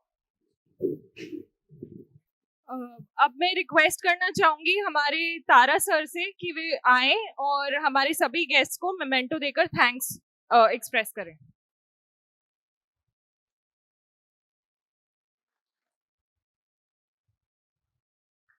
अब मैं बुलाना चाहूंगी सतीश सर को कि वे आए और M.K. यादव सर को और पीयूष सर को मेमेंटो दें।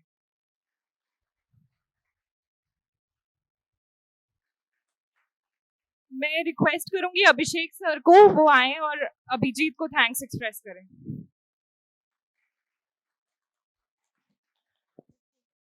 With this, we come to an end of this seminar. We hope to have helped clear your doubts. Lakshya RAS and now Lakshya IAS, powered by the IAS Hub, looks forward to collaborating with you on this journey. अब जब दिल्ली में results दे रही संस्था हमारे जयपुर आ चुकी है, तो ये हमारा कर्तव्य है कि हम सब आपकी जर्नी में आपका सहयोग करें. I thank our dignitaries for saving their valuable time for us. Lastly, thanks to you all. आपने अपना कीमती समय हमें दिया, हमारे साथ जुड़े, उसके लिए आपका बहुत बहुत धन्यवाद. We look forward to helping you all. Good luck to you all. Thank you and have a nice day.